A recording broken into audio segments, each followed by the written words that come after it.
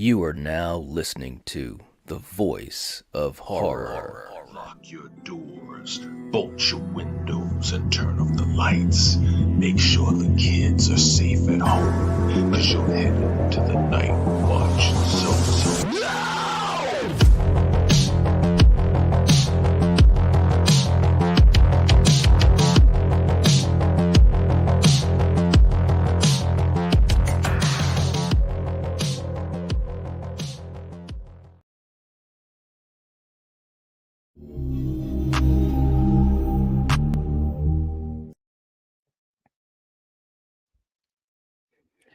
Welcome to the channel, ladies and gentlemen. Here we are on a Thursday morning, back on Thursday mornings, and hopefully you guys are having a good one. I am. We got a lot. We got a lot to talk about.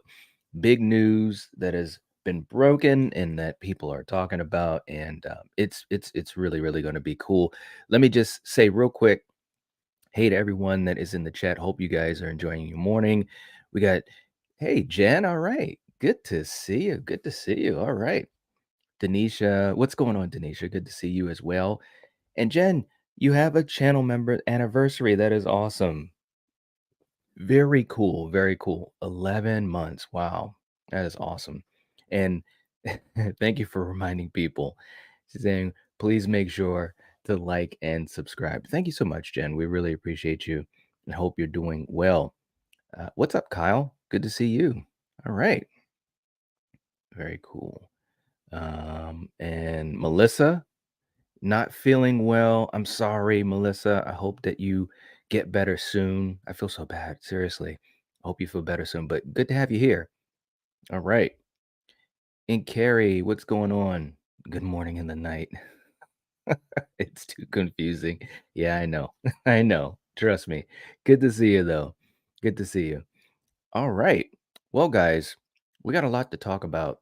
And of course, when you have a big stream like this, where you're going to be really diving deep, especially with Scream 7 news, you have to have some help. And I'm so happy that I was able to get my good friend, my bro, to come on and hang out with us for a little bit. So let me just introduce him right now. You guys know who it is. It's our good buddy, Steven from Craven Something Scary. What's up, man? Hey, buddy. Good to see you. It's good to see you too. I'm glad Glad I that you could. were able to jump on, man. Well, I was going to say, glad I could be here, and thanks for the invitation, man. I always do my very best to be here anytime I get the invite. So Yeah. this is it's great, man. So yeah, appreciate it. Absolutely, man. Absolutely. Always glad to have you on or whenever we get to hang out. It's always fun. Yeah. It always turns into just, you know, Yes. just fun. All Always. right. Well, look, man, let's just get into this and for you guys jumping in, definitely good morning to you all. I see Gina. Yeah. Good to see you, Gina. We got Danielle. Good to see you as well. Just buckle in because we're about to do this thing, man. All right. So look, man, we've talked about this a lot, as friends, but also, Mhm. your live streams, my live streams, the Lethal Collective. We had been waiting for the news. We thought or Mhm. we were hoping that we were going to get a pretty quick turnaround, just like there was between Scream 5 and Scream 6. Yeah. And we were getting nervous. I think that's kind of the vibe is like, okay, when are we going to hear about Scream 7? Well, the news has dropped. It's Mhm. greenlit, and we have Christopher Landon on board as the director. What was your vibe when you first heard about it? Because you broke this thing out before Mhm. anyone else. That's So right. what was your vibe on it, man? Yeah, and thanks for saying that, Knight. Appreciate it. Yeah, man. So I got an inside. There's someone I know personally Hmm. who I won't reveal. Made the promise I would not, and they're extremely close to the production. Let me just put that's all I'm really going to say. Hmm. And I know them. This is not an anonymous some guy in their basement, their mom's basement, making up stuff on Twitter. This Right. is like this is a real, very credible person. I mean, they couldn't have a higher credibility in my book. Hmm. And so when this individual said, "Hey, I got some news. You want to hear some news? I was like, but you didn't hear it from me. I said, yeah. And so they went on to tell me, says, I can tell you that I am certain, like 5 times. Mm-hmm. It's a done deal. Radio Silence is not attached to Scream 7. Mm. Hey, Kyle. Good to see you. Says that they will not be back to direct the movie. He said Mm. it's and he said, and this was done prior to the strikes beginning. Mm-hmm. So it's Right. not like a quick knee-jerk thing. This was like Mm-hmm. already planned before any of that stuff happened. So I'm like, oh, okay. And then they went on to tell me about Christopher Landon. Mm-hmm. That basically um, it looks like, in their opinion, Landon's got the job. Mm-hmm.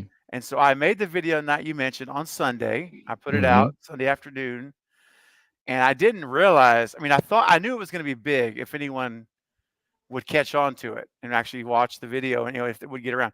But I didn't realize like the actual ripple effect from that, because I know I'm not going to I'm going to keep rambling much longer, dude. But your question is, how did I feel when I got the news? So I got that news, and I said, I normally don't do that night, because my Yeah. channel. I normally don't go on saying I've got the news, the Right. scoop.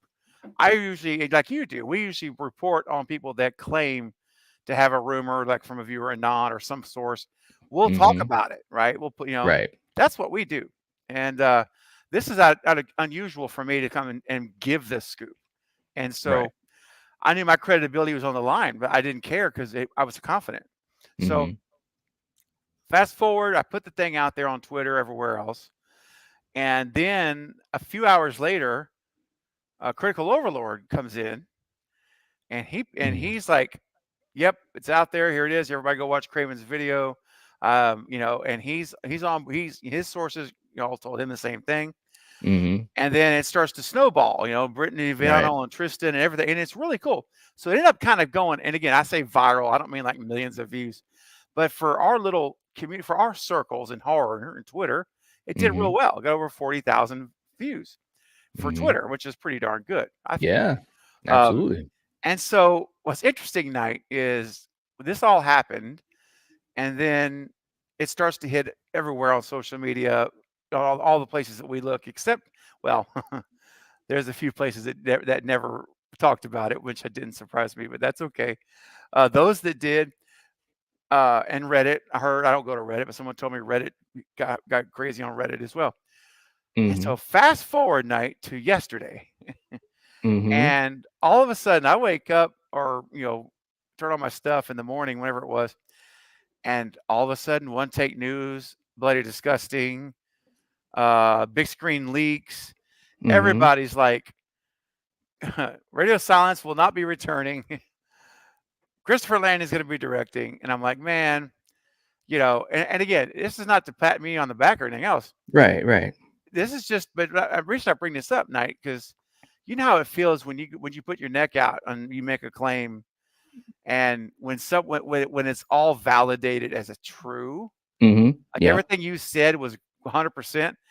I mean, not only does it build your credibility, but it feels good, man. It feels good because, especially those folks that came on my video and were like, I'm willing to bet this is all false information. Right. Right. Right. And I'm like, hey, it's your prerogative. You can do that. Just be prepared. But you know what's interesting? None of those What's people that? are saying a word. It's been crickets. They like those people that are Yeah. like, oh, this is not going to be real. This isn't true. Mm-hmm. They're suspiciously quiet now. Mm-hmm. And so it's a very long answer. Sorry, I probably went way further than you wanted me to, That's but all right. No, that's all um, right. my feeling is this, Night. My initial thoughts, and I can't wait to talk to you and hear what you think. But I was hoping Radio Silence would have at least a chance to finish the three films, the trilogy. Mm-hmm. However, you and I have talked about it before, as you mentioned earlier. We knew it was always possible with their schedule getting crazy that they may Mm-hmm. not come. Right. And the biggest concern I had was the writers, who's writing the thing, and keeping the continuity of the writing, and because the director can come in and put their spin on it, there's tone to it, but as long as James and Guy Knight are still writing it, Mm-hmm. then the story that they started telling, they can finish it. And my source told me that there is nothing that indicates to them at all that James and Guy are not writing the movie, that they believe that they Right. are coming back. So, All right. and then when it was Christopher Landon, I got excited because I Yeah. think that he's the right guy, personally. Yeah. We were kind of alluding to that on the collective a couple times where, Hmm. that was probably the best case scenario Yeah. in a way. I mean, obviously there's a lot of great directors, but if you're talking about someone that can kind of just kind of slide in and kind of keep Hmm. the train going, so to speak, he's a really good director to do that, I think. I think so. He's got, Yeah, man. I mean, Happy Death Day is a great movie. I may actually do a watch Yeah. party now that we know Christopher Landon's the guy. Just Hmm. say, hey, if you haven't seen this, it'll come some people get an introduction to Christopher Landon's style. Yeah, Uh, you know, absolutely. maybe I can get you, maybe I can hook you in to come in on a time I and we could I'd do it. love to. That'd be great, man. I love that movie. I really, really do. Me too. Um, Real quick too, just to jump, we have a couple more people jumped into the chat, and hey to you guys, as you Yeah. come on in and give us your thoughts on this amazing news for the Scream franchise. And Danielle, thank you so much, saying please consider showing Night some love. Hit the thumbs up. Well, thank you so much, Danielle. I appreciate you throwing that out there. I really do. Heck yeah. Very, very kind to you. And we got Sir James in the chat, the champ from Oh. Tuesday night, who literally made the Terminator win our Battle World stream. What's going on, man? Good to see you. Saying good morning, guys. I know Scream franchise is a cash grab, but how good is it going to get? The two are great. You can't beat that, but they will blum it up like Blumhouse Oh, trash. wow. Let it die. Oh, man. So in other words, James, you don't think that they can do better than 6? Hmm. Well, that's a good question to actually throw out, Stephen, because I know that you really were a big fan of Scream 6. I was Yeah. too. I Yes. think it was a step up from Scream Yes. 5. Hmm. Do you think, and this is all just, we're just absorbing all this. So Yeah. this is just like the initial conversation. That's But right. do you think that 7 can be as good as 6 or better? Or do you think it will be a step down because of all these things happening?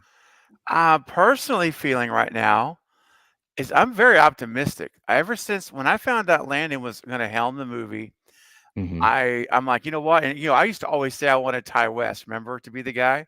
That's right. And do you know though, after this was, I've really thought about this a lot, and I'm like, although I still think Ty West could do a good job, but Hmm. dude, he's a radio silence. He's young. I mean, he did VHS Yeah. with them, Yeah. so they're literally coming up at the same time.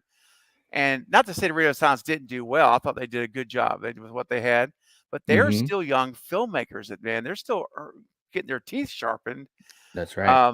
And so when I saw Landon, my feeling wasn't nervousness or fear or anything like that. It was actually optimism because I said, look, Christopher Landon knows how to do suspense. He knows how to do a murder mystery, Hmm. right? Freaky was great. The Two Death Days were great. Now I haven't seen Paranormal Activity, but he's done Right. several Yep. entries, Yep. and He's he done the did writing and Disturbia stuff. Yep. and And writing. Yes, Disturbia. yeah, and that's the other thing too. Unlike Radio Silence, he does have a ton of writing experience on these motion pictures, several. Correct. And that's a big So thing. that's huge. And so even if Guy and James are back, which I believe they will be, I'm sticking with that until I Hmm. hear something different. Um, Even with they're writing it, I could see him maybe being a little more, I hate Hands to say on. this, yeah, a little more hands-on, like, more That's bold than Radio yes. Silence. Like Yeah.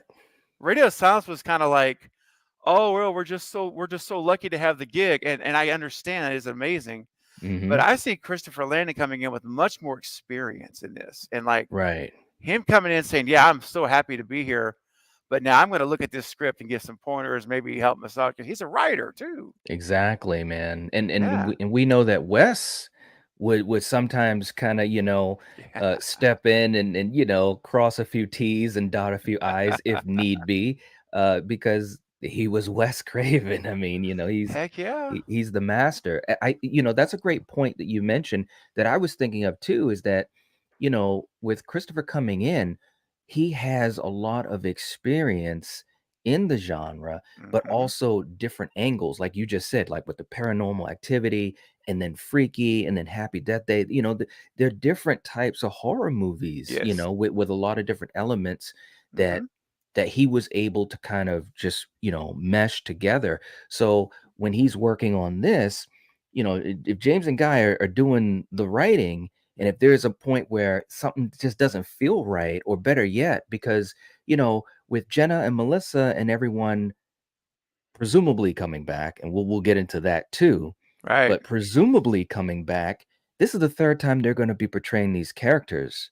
And True. so they also will come in with their little bits of input and so Mhm. forth. So there Mhm. might be times, and this is nothing against James and Guy, but we talked about this just the other day on the collective, as far as, there were times where the writing could have been stronger, you know Oh yeah. and if we continue down that path, and there's a point in the story where, let's just say they have Samantha do something that Melissa would feel like, I'm not vibing with that, you know what I mean? Mhm. I Mhm. could totally see Christopher coming in and saying, well, hey, how about if we do X, Y, and Z instead, and kind of, really being Yeah. hands on. And I think that that could be a huge advantage for Scream 7. I really It's do. true, man. Yeah. Well, and here's the other thing, and again, I want to jump the shark. That's probably not the right phrase. I want to jump the gun and Mhm. get ahead of anything yet, because I know we're going to get to Mhm. casting. And Yes. so I'll wait till you get to. 'Cause I have a lot to say about casting whenever we get there. Mhm. But to your point, yes, I agree.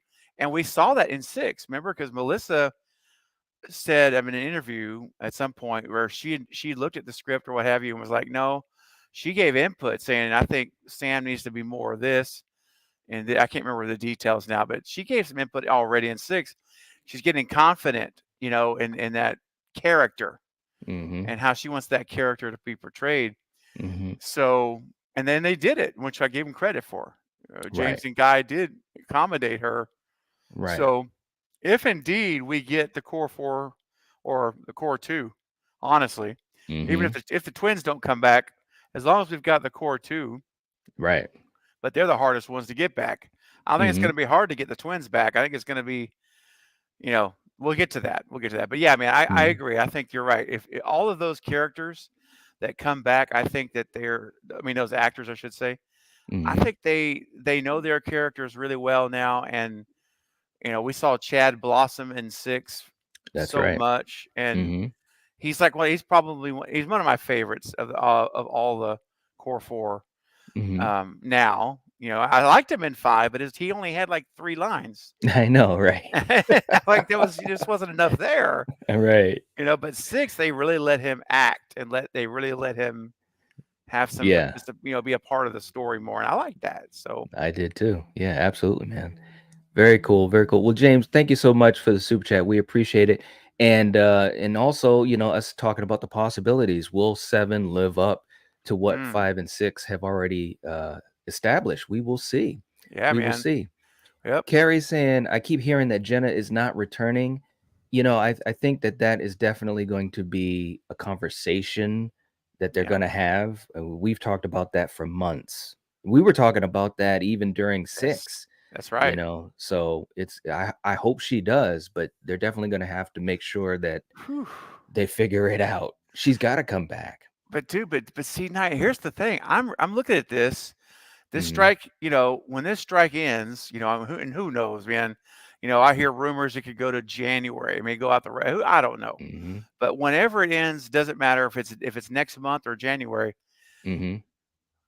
What I'm hearing also, and the reason why Christopher Landon was already contracted to do seven, Mhm. because whenever this strike is over, Spyglass and Paramount, they want to hit the gas Mhm. because Yeah. they want this movie out by October of next year. That's what they Mhm. want. Right. Here's my concern. Right now, nothing's getting filmed. That means Beetlejuice 2 is on hold with Jenna. Mm-hmm. That means Wednesday season 2 is on hold with Jenna. That's right. And so the question with her and why I'm worried about her coming back is Spyglass is going to be like, okay, we're filming here and we're starting to film in 3 months, and we're going to have this thing out in October. I'm Mm-hmm. afraid she's going to be like, hey guys, I'm in the middle of Beetlejuice 2. We're halfway done. Yeah. I'm locked up for another 2 or 3 weeks here of shooting, and then I got to go do Wednesday. I don't know her schedule, but I could easily see her saying, I want to be in it, like I really do. But Yeah. if the studio is insistent upon shooting quickly Mm-hmm. and not waiting, then the studio may go to James and Guy and say, "We're sorry, Tara's out. Jen is out. You're going to have to figure out what to do with her character." Mm-hmm. Yeah. And and here's another thing, Knight. If that scenario happens with Melissa, and I think Melissa honestly is easier to get back Yeah. than Tara, than Jenna. I think Jenna is definitely the hotter actor right now. Mm-hmm. But let's just say, for example, if they can't get either one back, to me, they have to completely reboot. It's a new story. Mm. You have to. There's no Yeah. Carpenter sisters. You literally have to start over from scratch, new protagonists, new everything. Right. Or you just bring back Sydney and you bring back Stu and you Mm-hmm. finish this thing off. You make it this epic comeback, kind of thing. But anyway, Right. I think Jen is the one most at risk not to return. And I've said this before, Knight, and you've heard me say this. If they can get her for just 2 or 3 days of shooting somewhere in the Mm-hmm. middle of there and have her be the opening kill, can you imagine Yeah, Christopher man. Landon? His first movie is to kill Tara Carpenter Right. in the opening, and That could that be would set. big. Wouldn't that be big? And that would set the stage for Melissa or Mm-hmm. Sam to go insane. I mean, literally, the stories you could write from there of her not being able to protect her sister would just completely crush her. Yep. Agreed. It could be a big domino. It really could. Big domino Yeah, effect. that's right. Um, and let me just catch up here too. Danielle was saying I actually like 5 and 6 more than 2 through 4. Saying um, I like them all, but isn't every movie a cash grab? Laugh out loud. Yeah, I mean, listen, we've talked about this many times. Every movie, when when the movie is greenlit, the studio wants to make money. They want to make money. That's always been the thing. It doesn't matter if we're talking about this era or we're talking about the 50s, or the Universal monsters way back in the 40s and stuff like that. So that is true. It is very true. They're all cash grabs at the end of the day.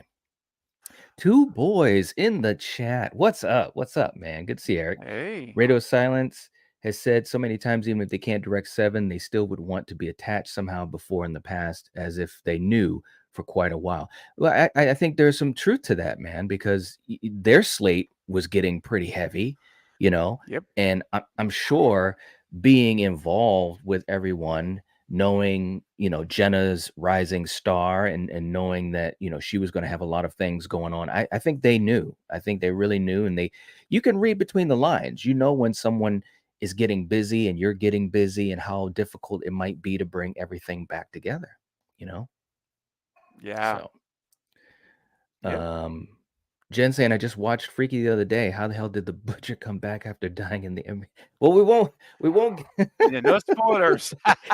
Jen. Come on, Jen. Carrie said Scream 6 did not impress me all that much. Just Logic was thrown to the wind. I love the characters, don't get me wrong, and Ghostface was badass, but Logic just went like, meh, who needs it? Oh, Wow, okay, Carrie. I didn't know that. I didn't I, realize Carrie felt that strongly about I it. I didn't know didn't know she felt that. that strongly either. Well, we learn something every day. What's up, Jose? Good to see you. Hey, Good to see Jose. you. All right. Sir James coming back in the chat with a super chat. Thanks so much, man. Much appreciated. Thank you so much for the support. Knight, Saying wait, this, wait, wait a second, Knight. You can't say that, dude. what was that? If Sir James Brown is back, you got to say it like this. I feel good. Okay, let's do it. Let's do it right now, man. I'm gonna probably clip that out, man. Use your audio. I had to. Feel good. I feel All good. right. Okay. Said it was a ripoff of Jason Takes Manhattan. The writing was good for the first first Scream 1 and 2, but today's Scream is a millennial cluster. Writing is trash these days. The actors have no chemistry. Ooh, Wow, wow. man, Wow, I did not know that you felt that strongly about 6. wow, I think well, here's the thing, man, and we talked about well, I've talked about this, and I'm sure we're gonna talk more about, this as it goes on, Stephen, heading into Halloween time because Saw is coming out, The yeah, Exorcist is coming out, and now we've got Scream 7 that's greenlit. The thing that's interesting, and I said this in my Exorcist, video, because there are a lot of people that are attached to the original. And that's like our generation, our oh generation and yeah, older, plus some of the younger folks maybe in their, let's say their hmm early 30s or whatever. But here's the thing, man, there's a whole generation of young people, that grew up, as kids in the 2000s and 2010s. This is going to be their first foray into quote unquote the exorcist world. You know what I'm saying? yep, And this will be their idea of what The Exorcist is, you know? And it's kind of interesting to say that, but it's true, man. It's just like you've yep, got some fans that are you got some people that are big fans of the Texas Chainsaw Massacre remake versus the OG, you know? And I think it's interesting, but that's just how it is, younger generation. What are your thoughts on that? yeah. That's the interesting thing, and it really, I find it really interesting when you see it this way when you ask people what their favorite movies or sequels are. And what I find a lot, Night, is that many times, I'm sorry about my dog barking, dude. She's on a tear, so if it's not too distracting. Um, what uh, what I find interesting about that is like I know some folks where their favorite Halloween movie is Halloween 4, and I'm like, okay, it's a great Yep. sequel. And so, what is it about that that makes it your number one? Well, because I went and that was the first one I saw in theaters. There's a special connection there. And I've seen this over a bunch of franchises. Like people sometimes like different sequels more because it's their first experience. And I think to your point, this new generation, or I should say the current generation, that's never watched The Exorcist from the 70s. Right. And Right. and this will be their very first experience with that title, movie title, that IP. And they may watch that, and if they love it, then the other ones may not compare to them. They may go back and watch that original and be like, "Yeah, it's not. It can't really compete with this new one," because that was the one they fell in love with. So I know with Scream, there's the same way, right? There's a lot of people that Scream 5 and Scream 6 were their first Scream movies, and of course, now I gotta be honest, man, I can't imagine anyone, regardless of their age, that watches Scream 1 and it just doesn't blow them away. I mean, even my 13-year-old daughter Mhm. went and saw Scream. Well, she's seen them all, but Scream 1 is just like, phew, it's just she loves it. But hey, look, everybody's different. So I guess I would just say it like this, man. All of us who are carrying the torch, the OG fans, I call the legacy fans, we just need to keep burning the torch brighter and brighter and reminding all the new folks that are coming into the franchise fandom that there's a lot of great movies that exist before these. These are great, they're in their own right, but you need to go back and watch some Wes Craven Scream movies. You need to go back and watch Exorcist if that's your jam. Watch that original. See the masterpiece that started it all. All that kind of stuff. So I see it's kind of on you and me and all the fans of the legacy fans to educate some of the newer fans that don't know a lot of this stuff. Right. Yeah. Great. Totally agreed, man. And it's interesting, when you see, especially with these long-standing franchises, how the differences, from and it could be from decade to decade, directors to directors, or writers to writers, you know what I mean? And of course the fans. I think there's a lot to be said about the fans where, some things they don't some things that the fans today when they watch older movies, they don't always see the magic of those movies, you know?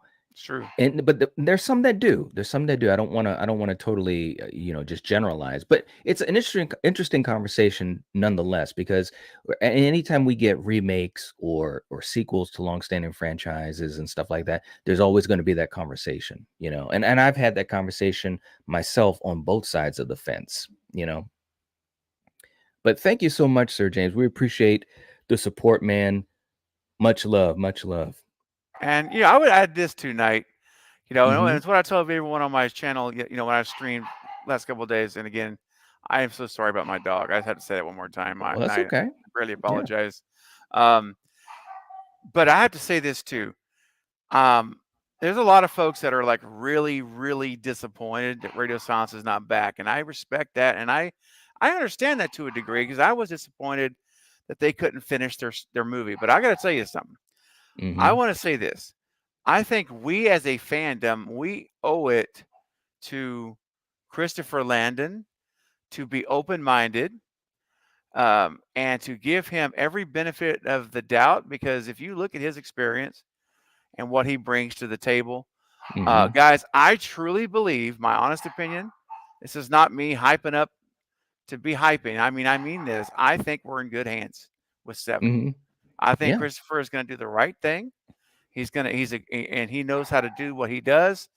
And another thing we touched on earlier about the director, how he has the writing experience, he's got that under his belt.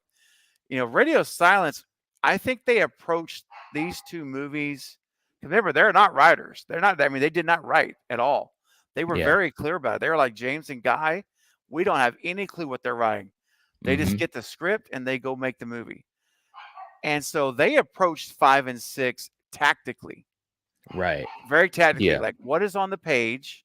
Okay, we're going to put that on the screen. And I think that for that perspective, they did their very best, and I think they did some good things. Really, some things really good. Mm. Some things were some continuity issues that were, I call them rookie mistakes, but for the most part, it was very tactical. I think the Mhm. difference with Landon is he's going to be that way, but he's also going to add a little more sauce into the seasoning, and I think that Right. that's. And I'm kind of repeating what we talked about earlier, I guess, but I just want to say this to everyone who's concerned. I think we're going to be fine. Give him a chance. That's all I'm saying. Let's give him the same chance we gave Radio Silence. We were all nervous about that coming back, first one after Wes, Mhm. and I know I was. I'm much less nervous about this than I was at Radio Silence coming back or starting Okay. for me personally. Yeah. Yeah, no, I can agree with that too, man. I think like I said, I really like Christopher's movies, and I think that, when you come from it from the point of view of directing multiple horror films and also doing the screenwriting for multiple horror films, I mean, that's about as good as it can get at this Exactly. point, for stepping into a long-standing, very popular franchise. So, real quick, Carrie is saying, and this makes sense. She says, I actually don't talk much about Scream 6. That's why, because I don't like talking negative about movies. Oh, okay. I Mm, totally understand that, Carrie. I all mean, at right. the end of the Me too. day, yeah, at the end of the day, listen, people are going to like some movies and they're not going to like some movies. And that's perfectly fine. And I get it because even with movies I don't like, I mean, I'll give my opinion for sure and do content, but at some point, you can only say it so much, and why rant about it? You know what I mean? So, Exactly. Why get on the soapbox and beat a dead horse?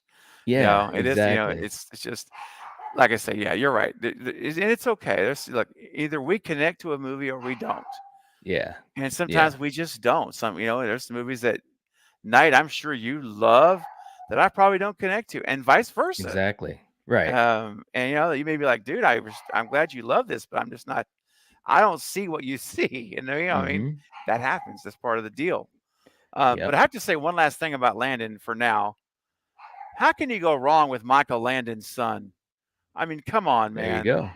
This is Michael Landon's son. Little House, Highway to Heaven. There you This go. this kid was raised on TV sets filming. Exactly. He Yep. grew up in the business with his dad from day one. Mhm. That's Anyway, right.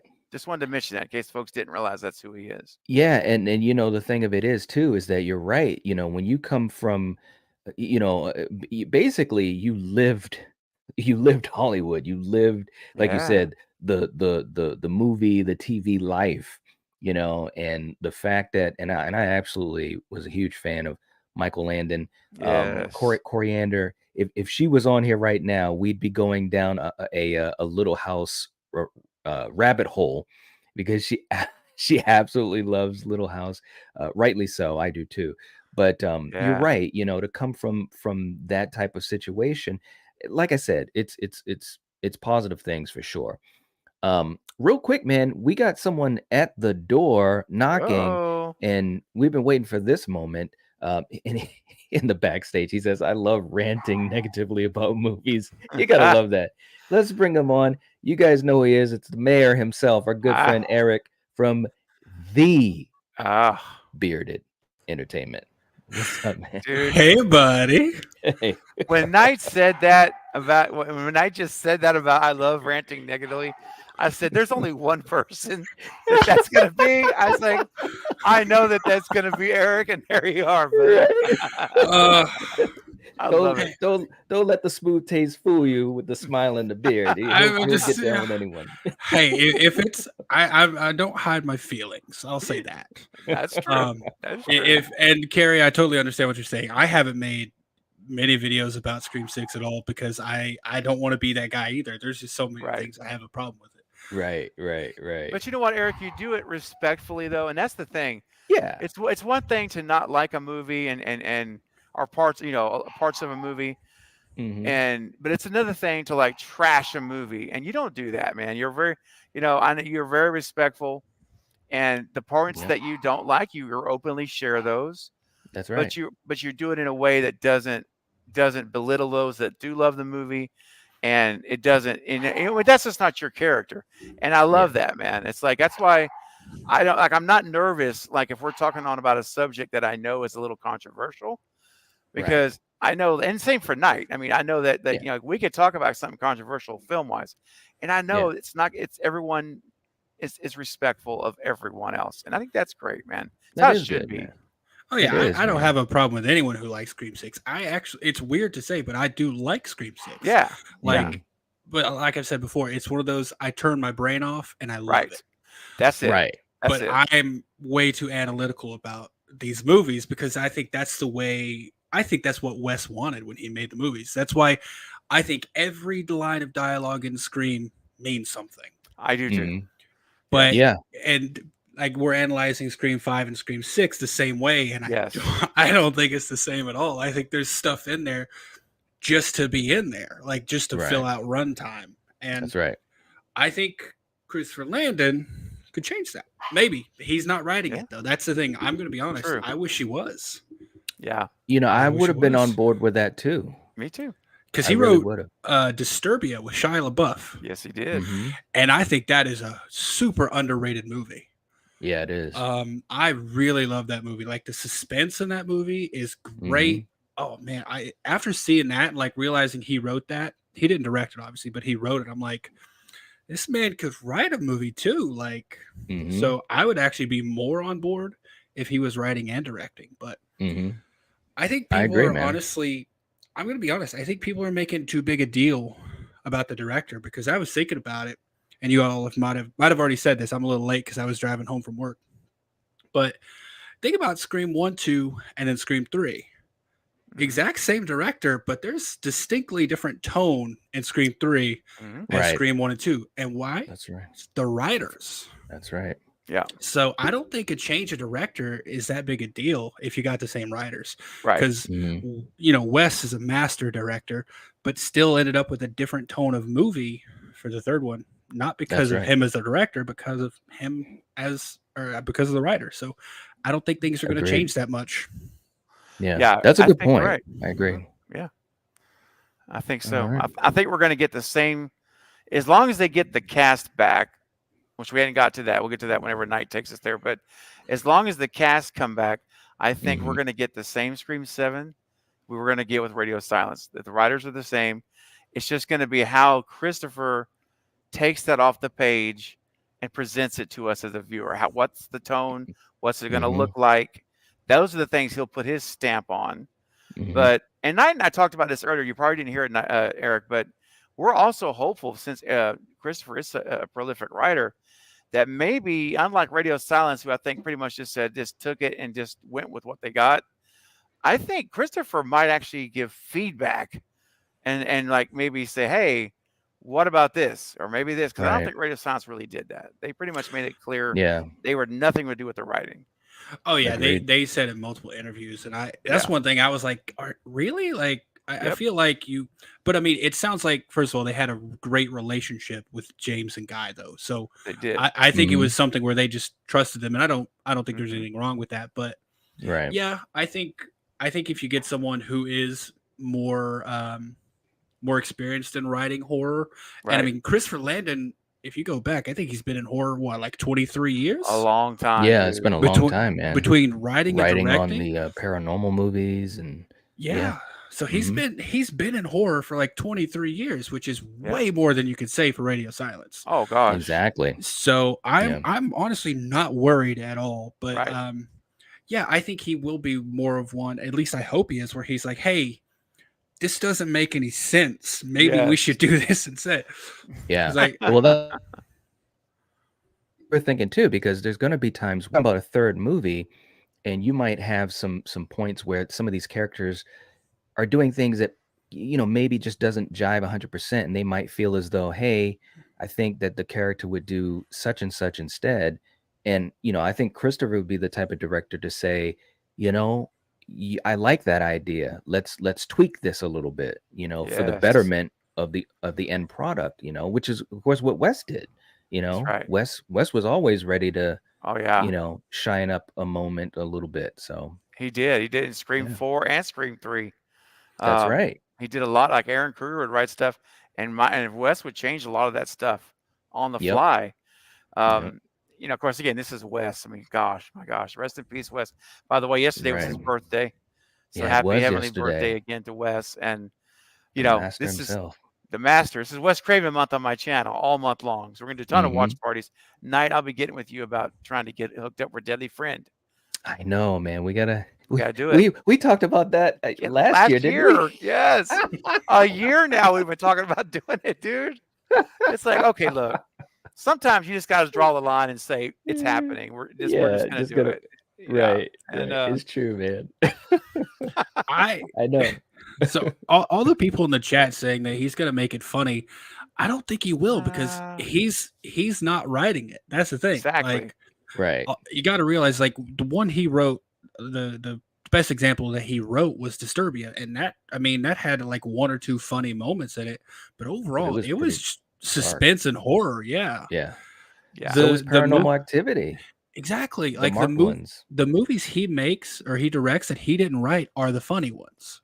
But like the Yeah. humor, you can play up the humor as a director, I guess, but most of it comes from the text. Yeah. So That's right. got to think about that. Like when you're looking at movies he directs, that's not like the only example of his movies. That's just him taking an existing script and putting it to the screen. Like if it's something that James and Guy are writing, the only humor you're going to get are what they put in there. Yeah. So it's true. Yeah, I've seen that. That's all over Reddit too. I know y'all don't go on Reddit, but this is the Scream subreddit is in shambles. Like they're eating themselves because half of the people are like, "Yeah, Radio Silence is gone. We're getting better movies now," and then the other half are like, "This is awful. Why did they It'd leave?" be the worst thing of all time. Exactly. Sometimes. Well, okay, I won't get on that rabbit hole. Well, let me just catch up to these guys. Well, you know how it is, man. Like when we were, when we talked about Scream 6 or when we talked about Halloween Ends, or it's like there's never been anything worse in my life. It's okay, guys, calm down. Dude, you could have not watched very many slasher movies if you think that's right, man. Scream 6 is the worst slasher movie. Yeah, or even exactly, Halloween man. Ends, dude. Even Halloween Ends, the same thing. Yes, that's right. That's Halloween right. Ends was great. Too. It has and I know you love it, man. There's some good stuff in there. What's up to Sunrise in the chat? And for you guys just jumping in, a blanket hello. So James coming in with another super chat. Thank you so much, James. Saying Jenna's return is a personal issue with the studios. I'm jumping in movie traffic before I watch Jenna's bad acting. When you Wow. participate in the casting couch thing, do your way. Wow. Oh, So come not on a fan of now. Jenna. Wow. That's not Okay. cool, man. I think Jenna was really, really good though, man. I Yeah. think that for especially in 5, you know, I think that she had so many great moments. You know, of course, she wasn't a focal point in 5, but she really Right. stood out to me when I first Me saw too. 5. I know we all talked about that too. I Yep. think in 6, yeah, I think she was good, but I think in 6, and it was smart because in 6 they really had to elevate all the characters more because Mhm. we didn't get enough character depth in 5. No, So in no. 6 they had to elevate Sam, they had to elevate Tara, they had to elevate, you know, Chad, you know, Right. especially Chad, because Chad Yeah, didn't do man. much of anything in 5. No. So But they did a good job though with that, I think. well, I think so. I think so, man.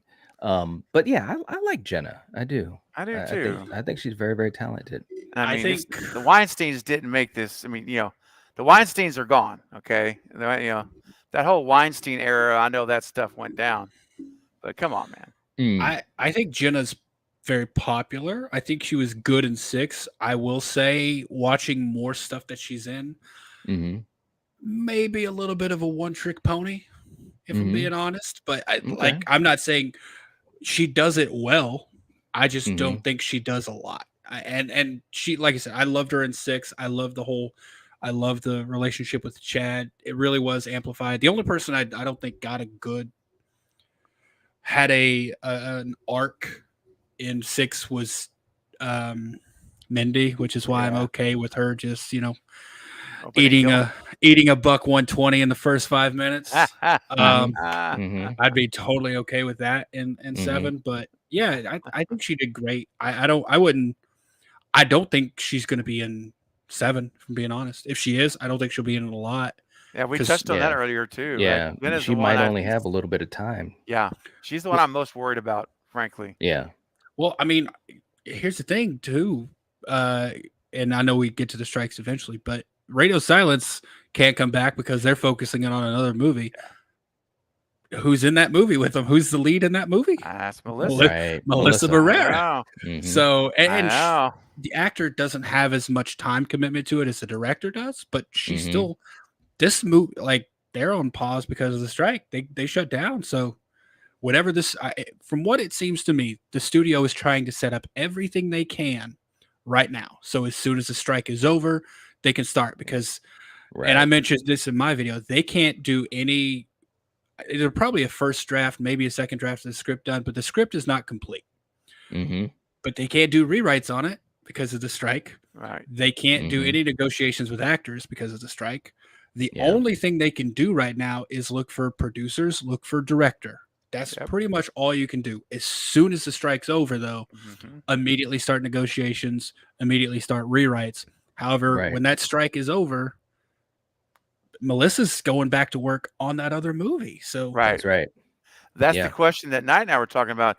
It's going to be, how long will Spyglass give Melissa and Jenna to film this movie? Because they're on that mission, as you said, to go quickly. They want the movie out by October of next year. not going to And happen.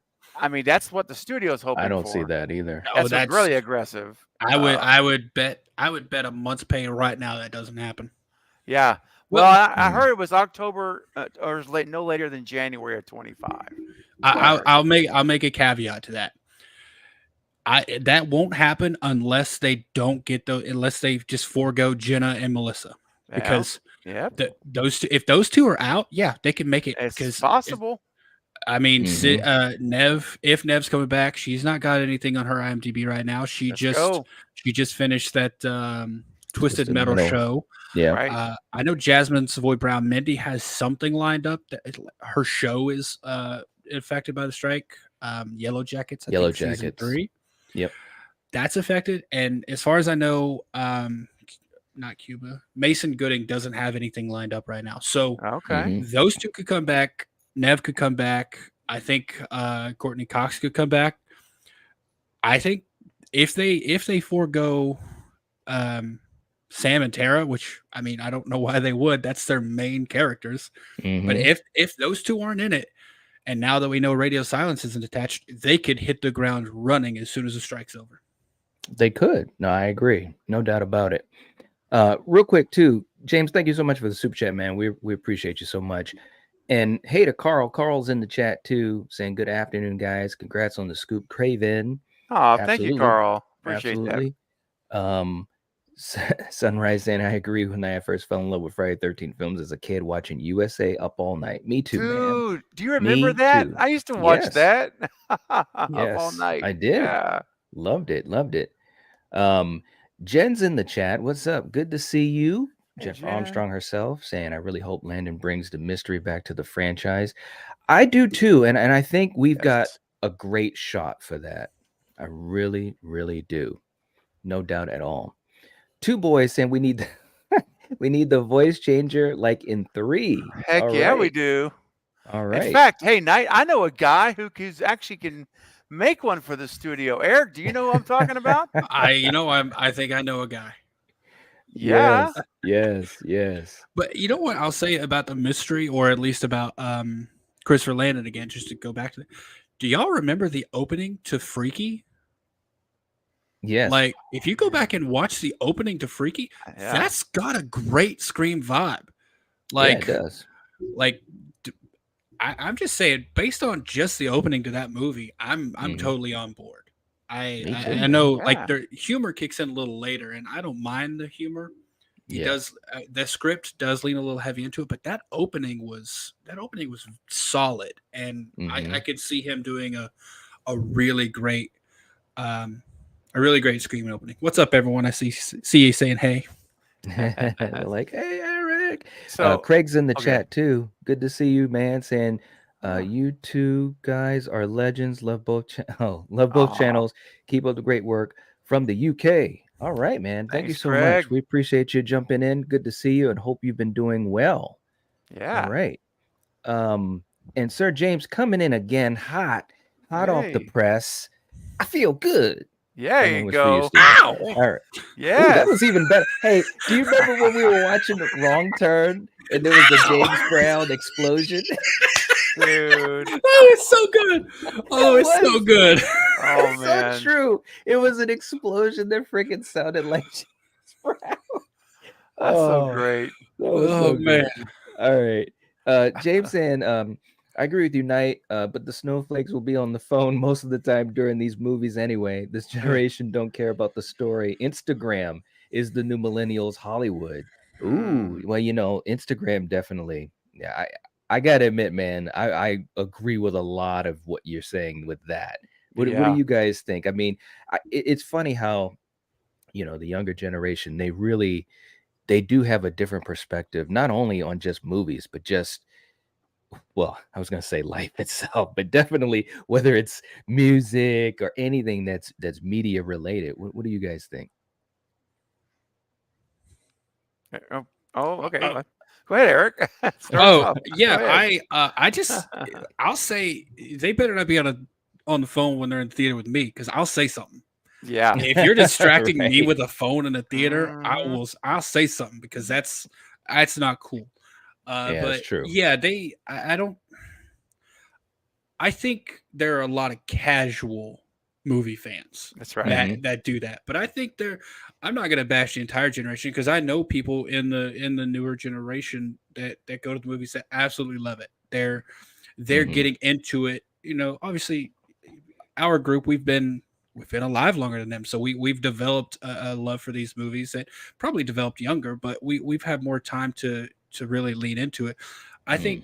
think there are people in the newer generation who genuinely love movies, and I don't think there's as many, but Yeah. Mhm. I think we see a lot more casual fans with the younger generation that do that, and Big Yeah. time. the attention span does seem to be lower. Not even gonna Mhm. lie. I think that's why you got an hour and a half movie Right. like grossing Yeah. double the amount of a 3-hour movie, even if the 3-hour movie's significantly better, because Right. some people just don't Sure. want to sit through that. So I think we Yeah. know what 2 movies you're talking about. I'm not gonna say it, but I was just saying, just as an example. That's funny. I caught that right off the bat. I'm just one of them is significantly better, and I think there's along with content, I suppose, but You don't want to go and party? I fun. saw it. I saw it. Dude, I saw that movie and it's great. I'm not gonna say it's not my favorite, but Yeah. I saw both of them. I will say the other one is significantly better. All right. But when you go see that one, look at the audience. It's not the younger crowd. When you go when you go to party in that world, you recognize it's the younger audience. It's funny that we're talking about them in code, like we're gonna get. I'm like, what is all the coding for? It's like I know. Okay, Just Barbie. say Yeah, Barbie. Barbie. And Oppenheimer, Barbie right? and Oppenheimer. Yeah. When you go see Barbie, you're seeing a younger crowd, and when you go see Oppenheimer, it's an older crowd, and Gotta be a bit 30 plus average, I'm sure. Oh yeah, and but I'm gonna be honest. I saw them both. Oppenheimer's significantly better movie. Yeah, it is in every way, like story, cinematography, acting, everything is better in Oppenheimer. But I will say this, man. Let me just say this, and just to give hope to the world, because my young one who's 14 actually wants to see Oppenheimer. Wow! And I was like, I almost had a heart attack. I was like, "Are you serious?" That's what I'm saying. I had to ask her 3 times, and each time she's like, "Yep, I want to see it. Yep, I want to see it. Yep." Wow. Yeah. So, anyways, there's hope. But yeah, that's what I'm saying. There are. That's why I don't want to bash. Well, like I said, I don't want to bash the entire young generation because there are those people that are getting into movies, and they're you got to remember what I was doing at between 10 and 14. I would have chose Barbie too. I probably wasn't as deep into movies as I am now. So I think it's a little early to completely bash that young generation, but it definitely what you're saying does exist right now. And just for everyone in the chat, I'm not saying Barbie is bad by any means. I thought it was really fun. I thought it was it would have been better as a Ken movie personally, but I'm not saying it's bad. Oppenheimer's significantly better. Yeah. Yeah. All right. Well, I know, like one of my nephews, he goes to all the new release movies in theaters every week. Him and his buddy, it's their thing. They go Thursday nights to watch all the movies that drop. And it doesn't matter what the genre is. It doesn't matter what any of it is. They go and watch them. And so it's like, that's an example of what we're talking about with, like Eric touched on, the mainstream casual fan. He went and saw Scream 6 opening night. He went and saw because that's what he does. So, but that's, and there's a lot of folks that are in that boat. It's, let's go watch a movie. And those are the ones that you're going to see more multitasking perhaps, or a little less engaged. But you're of course you're diehard fans. And of course, now all of us, everyone here listening, we're in this inner circle. I like to say we're in the inner circle of the fandom. We're the niche, smaller group, but we're the loudest, most rabid group of the whole thing. And so, anyway, I guess my point is, everyone that knows the franchise, we're going to be tuned in. And then if you see someone who's not, they're probably one of those other folks that they're just watching a movie to see a movie. Because it's just an outing. Yeah, they're on the outskirts, whereas with us, we truly do live this stuff, to be honest. It's kind of interesting when you look at it that way, but it's true. We live this stuff. I mean, here we are talking about this news that just broke as if it's like, some new discovery, for man. It's like, it's crazy. It's true, man. It's totally crazy. True. Oh yeah, we really do live it. Like, that's the thing. We do. But I think you need those people, because if you didn't have the casual viewer, box offices would be awful. They'd go down, and that's right. We just stopped getting the movies. So that's honestly, I mean, I gotta thank those people, because they do help get more movies made. They do. That's right. Like, As go long as they're take. not on their dang phones. Well, I was gonna say, Mhm. take your cell phones with you. Just keep That's going, right. but just turn them off during the movie starts. That's all. Mhm. That's right. Is it too Hey to much to ask? Juan in the chat saying good afternoon. Good to see you, Juan. Hope you're doing Hey, well. all right, Juan. All right. And Danielle dropping some knowledge saying, I Oh don't give gosh. a you know what, as long as we get Stu back in a meaningful way. There you go. Heck yeah, There man. you go. Very, very That's cool. Stew Train, baby. That's right. What's up to Extron? Good to see you, man. Hope you're doing well. Hey, buddy. And let's see, we got a couple more super chats. Also, Val jumped into the chat. Good to see you, Val. Hope you're doing Hey, well. And good to have you here. the Good to have you general. here. The general's in the house. Jennifer coming in with a super chat saying, "Good morning, gentlemen. Do you think Landon will have enough sway to help get Nev back?" So yeah, let's get into this. We Mm. started to touch upon the cast a little bit. We knew we were gonna come here, guys. Oh yeah. And first of all, Jennifer, thank you so much for the super chat. It really means a lot. You're always just so supportive and amazing. Guys, do you well, first of all, let's answer Jennifer's question. Do you think that he can help get Nev back? What do you guys think? I'll start with you, Steve, and then we'll go to Eric. All right. Sure. I mean, look, we know what happened with 5. Remember, That's she right. was really hesitant without West to come back. She's Mm-hmm. rightfully so, and I think all of us as fans were. At least I was very nervous about it too. Watching, Mm-hmm. even having another one. I remember one time I said, I don't want any more Scream movies. That was West. They should leave it with West. But anyway, so yes, I think here's what I think, because Nev made it really clear months ago, last year, that she said she doesn't feel Sydney's story is over, that Mm-hmm. there's more chapters to tell in her Yeah. story. And she said if the studio comes to her with the right attitude, that's what she said, I'll never forget it, the right attitude and a fair offer, a good offer, basically, she said, I would absolutely consider coming back. And the script's going to be the big thing too, because Yeah. even with 5, remember, she's like, I have to get I need to read the script. And I need to make, and then, so I think if they approach her with an offer that she's worthy of, that she should have, and the script is good, that she likes where the character's going, I think that she'll come back. And I think Christopher Landon, I think she'll have more faith in him than she did Radio Silence, just Mm-hmm. based on his experience alone. I mean, that Radio Silence, if you really think about it, was a pretty big gamble, because It they'd only was. done Ready or Not. That was all they'd done with in a major studio. So it was a big gamble to bring them in for 5. And so I think with Christopher, it's much safer. We're in much safer hands as far as our expectations. So Mm-hmm. I'm of the opinion, at least, that Nev absolutely is on the table. We know the producers want her back. They've come out and said it very openly. They want her back. So if they can't get the Carpenters back, and even if they can, they still want them to bring her back. But yeah, I'm getting ahead of myself, because I wanted to ask this question. I'm just going to throw it out there now, Knight, and then we can come back to it if you want. But Okay. I Yeah. do want to ask you and Eric this question, and the chat, is if the Carpenter sisters story is over with 6, that was drop the mask, they walked off and everyone lived and it was a happy ending. If that's where it ends and we get back a full-blown a throwback Scream 7 with Nev, Sydney's the focal point again, Stu Macher's back, hopefully. But, at least Nev, let's just focus on that. Would you guys be happy with that and really almost going back to 1 through 4 vibe? But we can answer that later if you want. Now, I don't want to get too far ahead. Okay. But Yeah. I want to throw it out there so I didn't forget.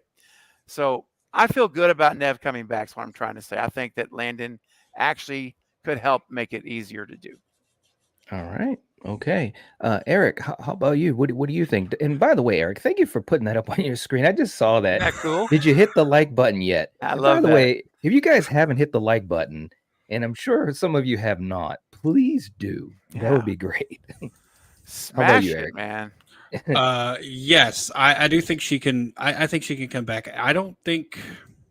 This is what I've heard a lot of people reference, that as kind of as evidence that she's less likely to come back, and it's that radio silence got her back by writing her that lovely letter, telling her how big Mhm. of fans they were and everything, and everyone kind of uses that as ammo, like, well, she only came back because they did that, and Mhm. that might have been true for 5. However, just referencing exactly what Craven said, Nev came out and said a few months ago, there's more Sydney story to tell. Yep. I Mhm. don't, she didn't say as long as radio silence is attached to direct. That's Mhm. right. I Right. think having a new director, I don't know if it helps it. I definitely don't think it hurts it. I don't think she's tied to the directors at all. No. Honestly, I think the studio is going to be the biggest thing on her coming back, because it's obvious she was not happy with the studio's choices for Scream 6, Mhm. as far as her involvement. So, a new director, maybe the new director can give a little pushback to the studio. Mhm. Because, a director, first of all, I saw someone say the director doesn't have much choice in actors. Depending on the director, that's not true at all. Look at Of Christopher course. Nolan. Look at these big directors. And obviously, Christopher Landon isn't there yet, but like Quentin Tarantino, Christopher Nolan, James Wes Wan. James Wan, Wes Anderson. They call the actors and say, "Do you want this part?" And they take it. Right. Like, Mhm. the directors obviously have an option for actors. They can say, and they can the story, if the script they have requires Nev, then the director's going to say, okay, well, you either hire Nev or you're paying more for another script. So Mhm. that's the option. I don't think, but just to boil it down to the answer to the question, I'm not going to say it helps, but I know it 100% doesn't hurt Nev's Good chances of point. coming back. Yeah, Yep. I agree. 100%. And I totally agree with what you guys have said. I definitely think it can't hurt one bit. So, Jennifer, thank you so much for the super chat. We really appreciate you. David's in the chat. What's up, David? Good to see you too, man. Saying, do we need more movies in existing franchises? We need more good one and done movies. Yeah, man. I mean, I think it's definitely good to see new movies that you don't have any connection to, which we saw a lot of that in 2022. With Barbarian and Smile and X, and it was just really cool seeing that. I think we still will get some more of that. I really do. I mean, you look at even this year, with Cobweb and Talk to Me, and so I think that I think there's getting more of a balance to that, if you will. I think there's definitely a lot of newer stuff that is coming out. The issue is that we don't have as much hype around the newer stuff because it is newer, and like we Mhm. just said a little whiles ago, we're the small percentage. Yep. We're the ones that live this. When you're talking about the regular theater goer or regular movie fan, they don't always gravitate to the newer stuff in the beginning because it is Mhm. newer. You know what I mean? But if you make a new Scream movie, if you make a new Friday 13th or an Exorcist, it's already got that name appeal. So, what I like to always do, especially here on this channel, and we do it on the collective, and Steven, you do it, Eric, you do it, is to try to talk about those newer movies and try to encourage folks to support them, because sometimes even we as a community, and I'm talking about the hardcore horror fans, sometimes even we as a community don't support these movies, Yep.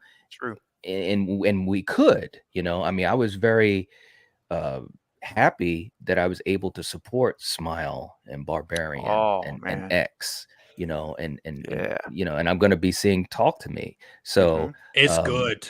I've heard that, so I'm going to be seeing that hopefully tomorrow. But anyways, David, good point, man, and hopefully we can keep moving towards some more balance with that stuff, man. Seriously, no doubt.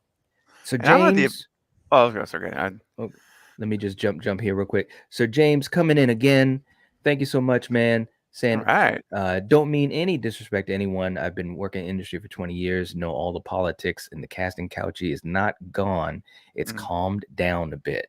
Oh, All that's right. good. I'm It glad to is hear at good. least that. Yes, Yeah, it's it pathetic, is man. good. Oh man, I know. Ugh. Isn't it I though, just think of man? Harvey. I just see Harvey Yes. Weinstein. It's just like, oh, That's right. That's terrible. right. It is terrible stuff, man. Thank you so much for that, James. We really appreciate, Yeah. and also just the perspective too, man. Much Yeah. appreciated. What were you gonna say, Eric? Just to go back to that comment previously about the one and done movies and stuff like that. I mean, there's Mhm. a reason. There's a reason people continue with franchise. You're right about like audiences recognizing an IP and automatically being drawn to it. But from a Yeah. studio perspective, like Talk to Me is a box office hit right now, but it's Mhm. only made $10 million. Right. That's a box office hit. Could you imagine if Scream only made $10 million its opening Oh, week? It's a box dude, office Mhm. failure. Mhm. it'd be a decade before we got another Scream movie. Exactly. So from a studio perspective, they make this movie and Mhm. you're guaranteed in the tens of millions in the first week, or they make this movie and they only get 10 million that first week. Right. It makes sense from a financial perspective. If you're trying to make money, go with the existing IP. It does. Right. Right. Yeah, I mean, Well, at the end of the yeah. Oh, go No, ahead, go ahead. Stephen. I'll let you go. Well, no, all I was gonna say was it just chime in and say it's like any established brand. Think of anything, cars. Think about televisions. I mean, you could any appliances. There are established brands that we all gravitate towards because Right. we've gotten them and they worked really well, and we're loyal to that brand, so we keep buying that brand. Mhm. Whereas you get this upstart company that may be really good, we've never heard of them. We're skeptical. I don't know if I want to take a chance on that. I'm going to stick with the one I know. And Right. I think that applies to movies too. I mean, there's people, Absolutely. if people are going to go drop 30 to 50 bucks with refreshments and stuff on a movie, I've got Scream over here, or I've got, scary, scary knives in the closet, or some movie that we've never heard of.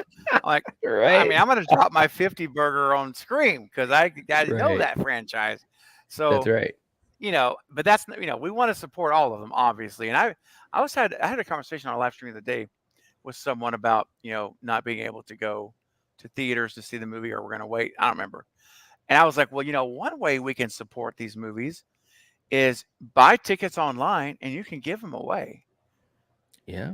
You could give them as a gift. I mean, believe me, I might actually buy. Well, I can't really do it because you have to know where the people live. But I'm Right. talking about in your own circle of friends Mhm. and family, um, you can always buy a ticket, or at least one a ticket or two, and then That's you're right. contributing to the box office. And Mhm. because the moment that we stop watching these movies is the moment the procession of the funeral begins to get new ones. It's going to start slowing down. I mean, look at Scream 4, and I hate that it has to be this example because Right. Wes got totally messed over by the Weinsteins for that movie with marketing. They did nothing to promote that movie Mhm. except the very bare minimum.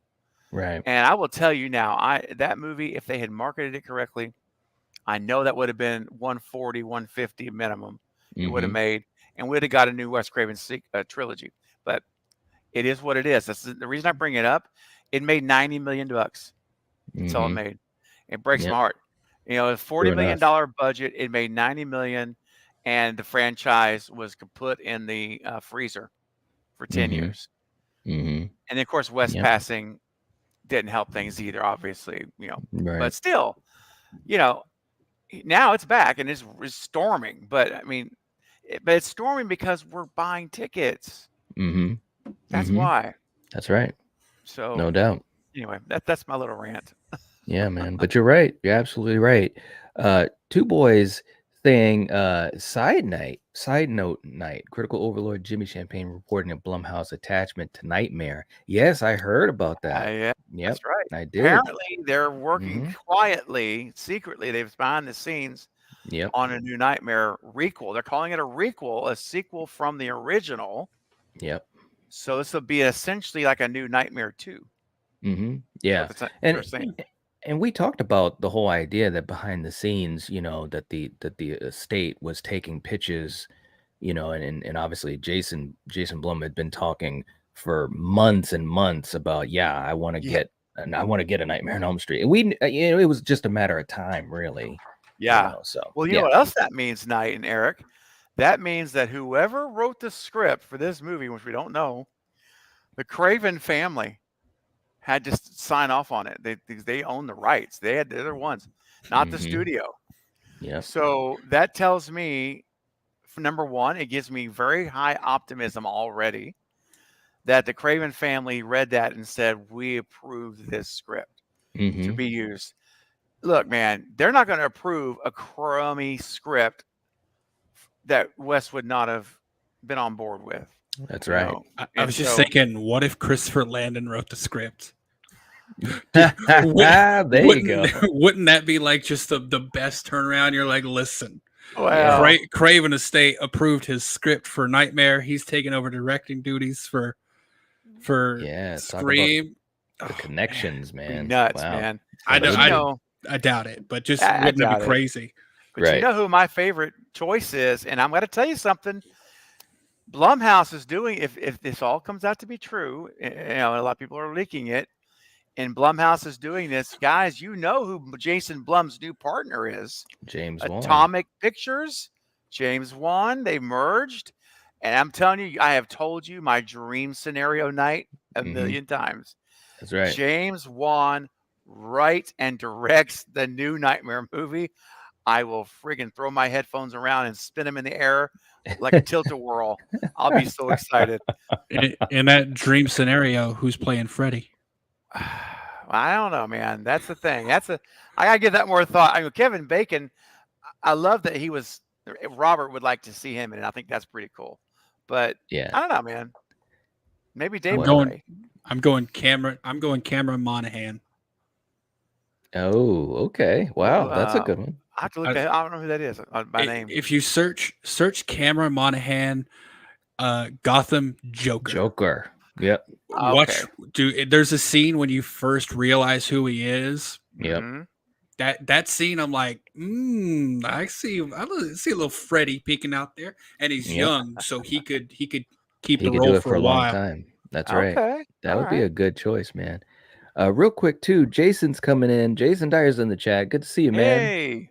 Good to see you around, man. Saying Stu lives. All aboard the Stu train. That's Heck right, yeah. Let's go.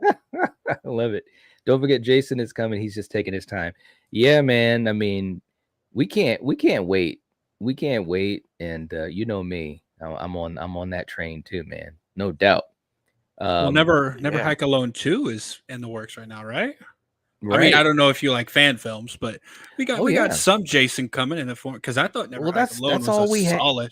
That's all we had, man. That's all we could hold on to, you know, for fans of Friday 13th, you know. And it's and the truth of it is, it's been even tougher for the Nightmare fans, because it's Yeah. like, come on, guys, let's let's do this. You got Heather Langenkamp, who's like at all these cons, and she just basically like, I'm just waiting. I'm just waiting. It's like, come on, Dude. I'm meeting got her in like 3 weeks Okay, bro. Eric. Where? Yeah. in North Carolina. Oh, dude, I was just about to. Well, I haven't. Okay, we'll talk backstage. I have an announcement that I'm not gonna say yet. But guess Oh. what? I What? might get a chance to meet her too, bro. And it's Yeah. gonna be soon. One off of the bucket list. I got a bucket Really? list.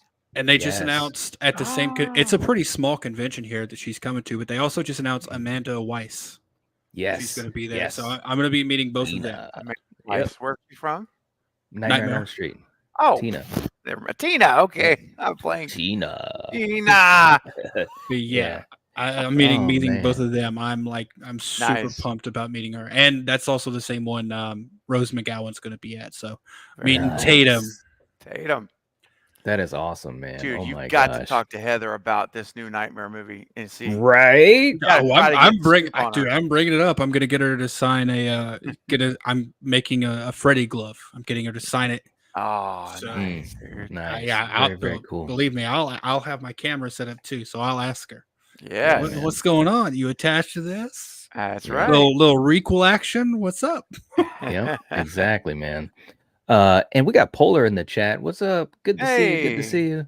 Hey, We got Polar. Mr. Dan in the chat too. What's up, man? Good to see you. We got All Jamie. You guys are all right. Hope up, you guys are Jamie? doing well. I know I'm way behind on the chat, but you guys know how this thing goes. Good conversation. That's It is a right. good conversation. But of course, if you said a super chat, it goes to the front of the line, right, Steven? You know how that goes. It goes to the front. Sir James is not playing around, saying Oppenheimer rocks. This style of cinema needs to exist again. 70mm, baby. Yeah, you know Christopher Nolan. He doesn't play around, man. No, he doesn't. Did y'all see the specs on the reel for Oppenheimer? No. So the reel, it's a 3-hour movie. The reel, if you unroll it, is 11 miles long. Good grief. It's 11 miles long of film. The film canister weighs 600 pounds. Wow. My gosh. And that's the footage they used. Oh yeah, that's the edited footage. That's like there's a video of some, I don't know which theater it was. There's a random theater, but they actually showed the process. Like they take it out and they load it up on the IMAX projector and everything. Dude, it is huge. Wow. 11 miles of film for that movie. That's insane, dude. Wow. Imagine how the editing job that took. Can you imagine how many weeks of editing it took for that to be done? I can only imagine. Dude, he's probably painstaking. Yes. I've been charged double for that one. He's dedicated for sure. That's what I was like. He's dedicated. Yeah. He is, man. You gotta give him credit, man.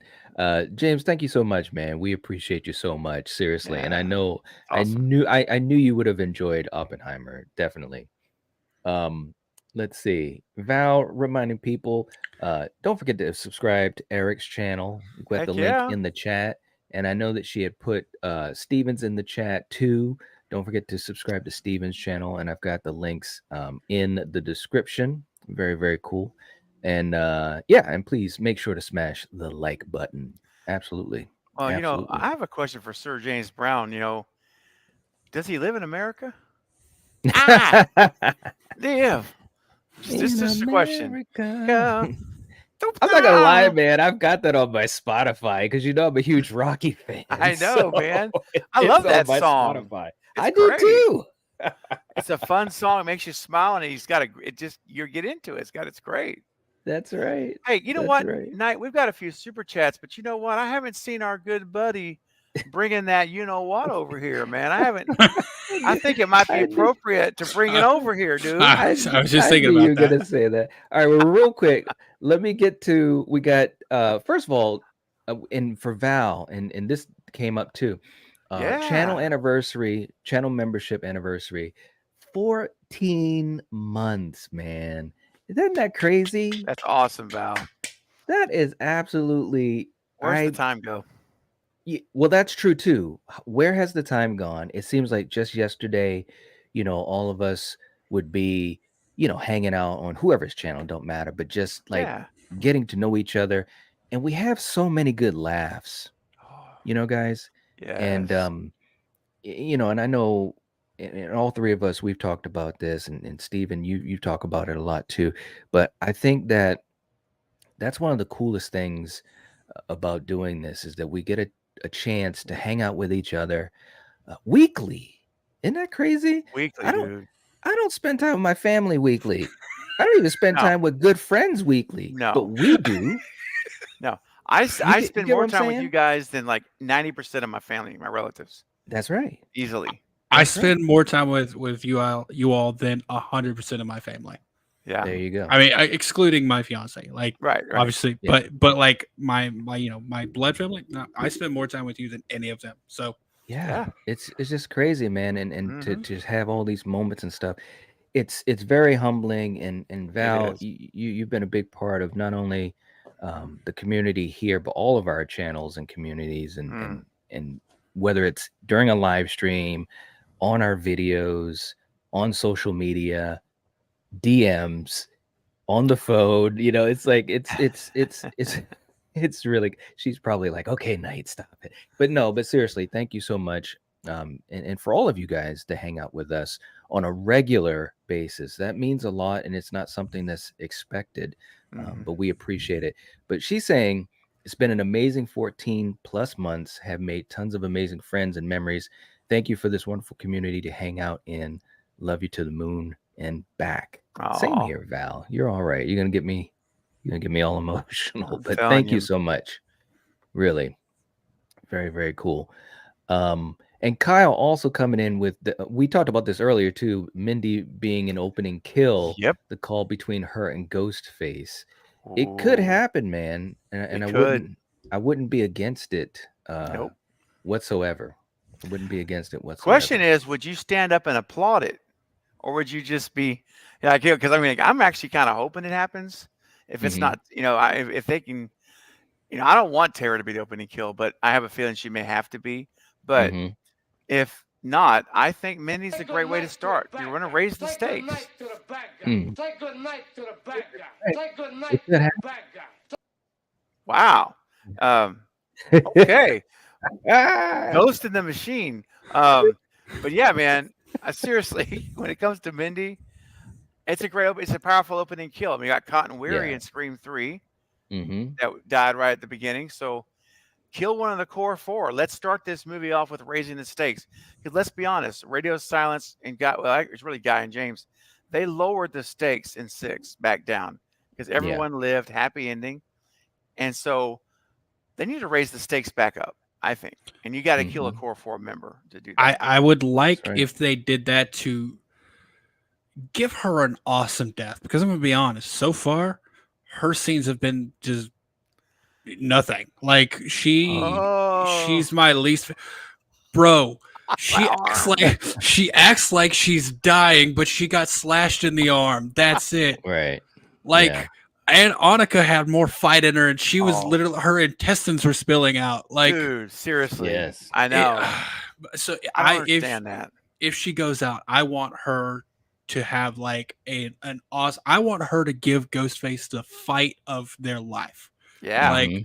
I don't want her to go out easy. I want her to realize her time's come, and the only way she's going to live longer is if she throws hands and Yeah, There buddy. you go. just go after it. So that I'd like her a little bit more, because right Mhm. now, like, she's base level comedic relief at best. Right. Yeah. And there's no fight in that woman. That's why that character. I don't like that. It's like, you look at Sydney, and I know she's not the final girl, but look at the fight Sydney had. Look at Melissa and Tara. Yeah. And Chad. And Chad. And even, Chad. they fight I know. back. And Gail.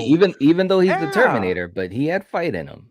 Yeah, look at Gail. Look how many times Gail gets stabbed in her apartment, and Yeah. she is still fighting. She is not. She is still trying to hold that knife out. I'm like, come on, man. I don't get the whole one arm slash and fall asleep thing. I just, I don't know. It just annoys me. And it's not Jasmine, the person. Right. She's playing what is written for her to play. That's right. So it's not her. It's how that character is written. Yeah. That's what True bugs enough. me. Yeah, but she could say something. I mean, Melissa did. Melissa was like, "Hey, Yes, she did. why don't we do this?" Yeah. And I mean, I guess you kind of need that. Not everyone could be not everyone can be an awesome character. And there's a different word I want to use, but I don't know if Knight likes cursing on his channel. But not everyone can be that type of character. So you kind of need. But come on now, have a little bit more gumption to you. Right.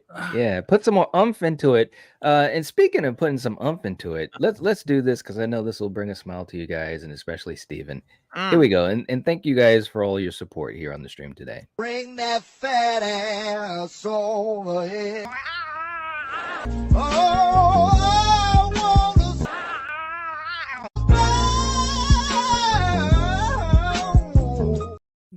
There it is. Dude. I saw you dancing, man. I wish people could see what the reaction that you guys give as the clips are playing. Like, that would be a cool added feature. It If would. StreamYard would allow that. That would be hilarious, man. Oh my You know god. what you'd have to do is, instead of playing it as an overlay, play it as a video and share your screen. Right. Yeah, that's true. It's true. And then make sure that you guys the screen is big enough for you guys, man. Yeah, absolutely. Very cool. Speaking of memories night, that's an example of some of these memories that we've had together. Like, when I first saw that clip, I had never seen that before in my life, and I was not expecting it. I'm used to seeing the dancing clip from Creep Show and the things at the time, and all of a sudden. I'm like, what is happening? And then when this guy starts to sing with perfect vocal form with his mouth, I said, this guy's been Vocal trained. form. He's been trained. This is incredible. My memory with that is I think it was the second or third time I was on your stream, and when it started playing, I started singing along. My fiance's on the other side of this wall, and she texts me. She's like, "Who the hell are you talking to?" she just heard me say, "Bring that fat ass over here." And she's like, "What the hell is going on?" That's hilarious. That's awesome. Oh, I wish that could have been videotaped. Oh my god, dude, you would have went viral. You would have went viral, bro. And awesome. anytime I remember the first time I sang the hot dog song, she hated it. She's like, no. "What is it?" And then like, I don't know, like a week ago or something, I started singing it when it was playing, and she texts me. She goes, "I want a divorce." Look, some people can't handle spicy mustard. It's too much. No, they can't. It's too spicy, They dude. can't. Oh my Can god. you But feel no, the hunger I tonight? mean, you remember that night that Brett had the outfit on? Yes, with the wig. We were laughing so hard, man. Oh my god. Oh man. We've had some good look. I guess the point of it is that we have a lot of fun, you know, Yes. and hopefully people get a chance to be around when we have that fun, because sometimes it's just a spur of the moment. Sometimes It is. this is not scripted. That's No. the thing. We're live. It's not scripted. I mean, yeah, we might have clips set up or whatever, but we don't know how people are going to react. We don't know how much fun we're going to have with these things, but we've had a lot of good laughs, man. A lot of good with. I love Jamie's comment. Just listen. Spicy mustard, dude, is very disturbing. But Jamie, it's disturbing in the best way. It's like so funny. It's so awesome. It's like never leaving my channel ever. I got to get a hot dog costume now. Do it. Look, you've got 1 week for the 10K. Eric, you got 1 week, and maybe that will be some of the things, like certain level you'll put on the hot dog suit and sing along. There you go. Probably not gonna have it before the stream, but that's all right. I will have one. I know. I already looked at Spirit Halloween's website, and they don't open, but I know they have one. So I'm like, ooh, as soon as Spirit Halloween opens, but I don't think they open until like the end of August. Well, it's okay, because I believe Brett is gonna do it next weekend at some point. He's gonna come out with the wig and this suit on. He'll make a surprise appearance as Mr. Hot Dog. I wonder if Kermit's going to make a surprise appearance too. It's highly possible. Yeah. Oh anyway. my gosh. Anyway. Too funny. Too funny. Let's see. And Barb, hey, what's going on? Welcome. Saying I'll have to go back and see what I missed. I'm excited for the news. Any news involving Scream. There you go. Yes. Very cool. Now let's also, and we got another super chat we'll get to in a minute, but let's also get to and Eric wasn't here earlier, but Steven, I'll start with you. Mm-hmm. When we think of where this is going to go, what do we think? Let's assume everyone comes back. Okay. Where do we think this is going to go as far as the character development and possible deaths? We talked about Mindy. We kind of talked about Jenna. But what do you think about, Chad, obviously Melissa, and even Nev? Let's assume that Nev can come back. Where do you think that this is going to go for them? Just in general, you could either pick one person or maybe a generalized answer. Okay. All right. Everyone's back. James and Guy write the third movie that they intended to write the whole time. All that's in play. I believe one of the core four must die. They have to. At least one of them. I think Chad is absolutely bulletproof. They've proved with 17 stabs to the torso at the same time on both sides that if he survived that, they're never going to kill him. Right. He can't die now. He can't die now. It'd be like, really? That would be a colossal failure, because you could have killed him in the last movie, which would have made sense. But they didn't. And I mean, I love the guy. I love the character. So I think Chad personally is bulletproof. He's not even on the table. I think it's down between Tara, Sam, and Mindy. And I believe that Sam is bulletproof as well. They've made it very clear she's their final girl. She's the one, even more than Tara. She's the final girl. So I'm going to move her off the table for me. So it's down to Tara and Mindy of the core four that I think are expendable. And I think Tara, I mean, Jenna, because of her schedule we talked about earlier, Mm-hmm. I really believe there is a very good chance Tara is the opening kill, which would make an amazing movie story. I think the Mm-hmm. storyline could be awesome. The arc from that with these characters. Now, what do I personally want? I mentioned earlier, personally, if we're going to kill one of them, I want it to be the character of Mindy. That's who I would pick if I was writing it. Mm-hmm. And I would probably make it the opening. I want to start off with a bang, and I think if Christopher comes out and kills in the crew, if they kill Tara or Mindy, you are automatically raising the stakes for this movie in the first 10 minutes. And right then and there, we're all going to watch this thinking, okay, everyone possibly can die in this movie, Mm-hmm. Mm-hmm. except Sydney. Sydney said she will not allow Sydney to die. She won't come back to be killed. So, and I have no problem with that. If she's in the movie, she's safe, and I want her to be. But I think everyone else, if they bring Hayden back, she's on the table. Gail's on the table. Yeah. I think all of them could be killed. And if they are bold enough to raise the stakes this time and kill a core 4, all of them are susceptible to be dead, except for Sam and Chad. For me, Mm-hmm. that's where I All cash out. Yeah. All right. How about you, Eric? Okay, so everyone comes back. I'm gonna say if they want to mirror 3, let's be honest. 5 mirrored 1, 6 was obviously 2. If they want to mirror 3, the most logical character to have as an opening kill would be Kirby, because her arc in the new movies is following Cotton Weary's arc in the first 3 movies. That's true. In part 5, she was only in it as a reference on video, just like Cotton was. She was in part 2. She's in it a little bit more of a minor character, just like, or in 6, she was a minor character, just like Cotton was. Yeah. What happened in 3? Cotton was the opening kill.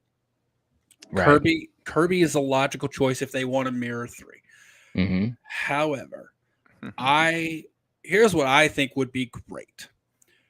You kill off Mindy, opening kill. Yep. You want to make a real dent, you kill off Tara at the same time. Oh. Ooh. Because there's always 2 with the opening kill. So you kill off those 2 characters. What that does, it sets Sam and Chad up to have some real revenge on the brain for whoever's coming after them. Yeah. Wow. You set it up like 3, where it's someone claiming to be from the past. You're setting up this mystery, like, why would someone do this? But whoever Ghostface is pointing them back to Sydney. Just like 3, Sydney comes in halfway through, leads the charge, figures it out. Obviously, it's Stu Macher. Sydney decapitates him. But now, if anyone ever wanted Sam to go full dark side, the only way you're doing that, you kill Tara. You have to kill Tara. That's right. That's the only way. You kill Tara. Sam is going on a rampage, and I think you go after Mindy. You take Mindy down. Chad's gonna be pissed, and Chad already did some damage with nothing but a camera and a gumball machine. Imagine what he could do could do if he actually had a weapon. He would. Right. So I that's what I would like to see. They could go down some really dark paths, man. If they're willing to pull the trigger. I mean, to be quite honest, and again, we've been fans of this franchise for years. And so there is that part of you that wants the satisfaction of certain things to happen, but then there's that part of you, or at least I'm saying for me, there's that part of me that would really be interested to see them really like roll the dice and go down some of these paths that are like, wow, I can't believe they did that. Can you imagine if Scream 7 comes out and when we leave that theater or when we do our streams together or whatever, and we're like, I could not believe they did that. Like I gasped in the theater. You know what I mean? That would be something really, really cool, to be quite honest. And I can't disagree.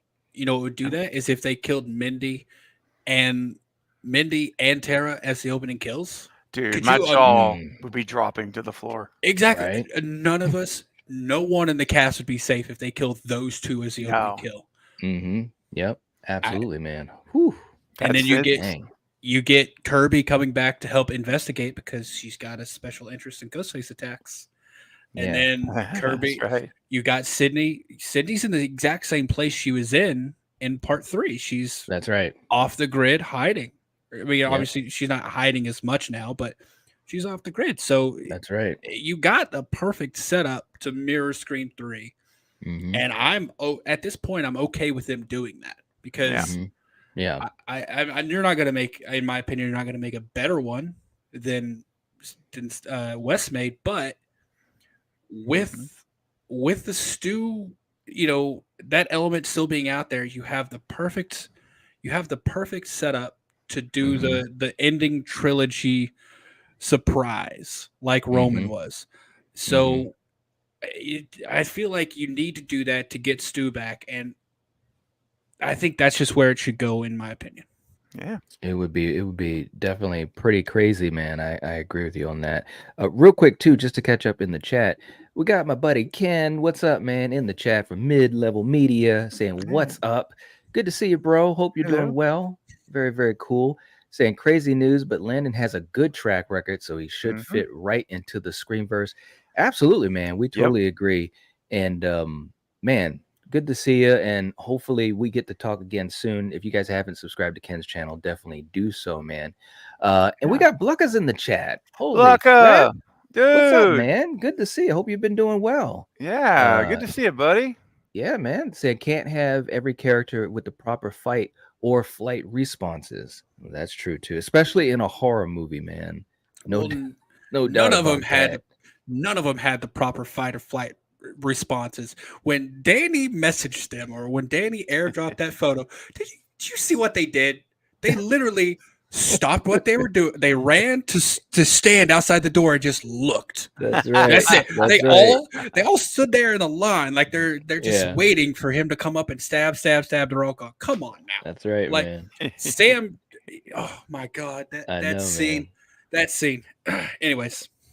But Blucka, man, I hope you're doing well, man. Seriously, good Yeah. to see you. Welcome back. Welcome back. And Sir Absolutely. James coming in again too, $5 super chat. Thank you, brother. Saying, I know I'm in the right channel when you know how long the film is. Fans need to know this stuff. It's Absolutely. true, man.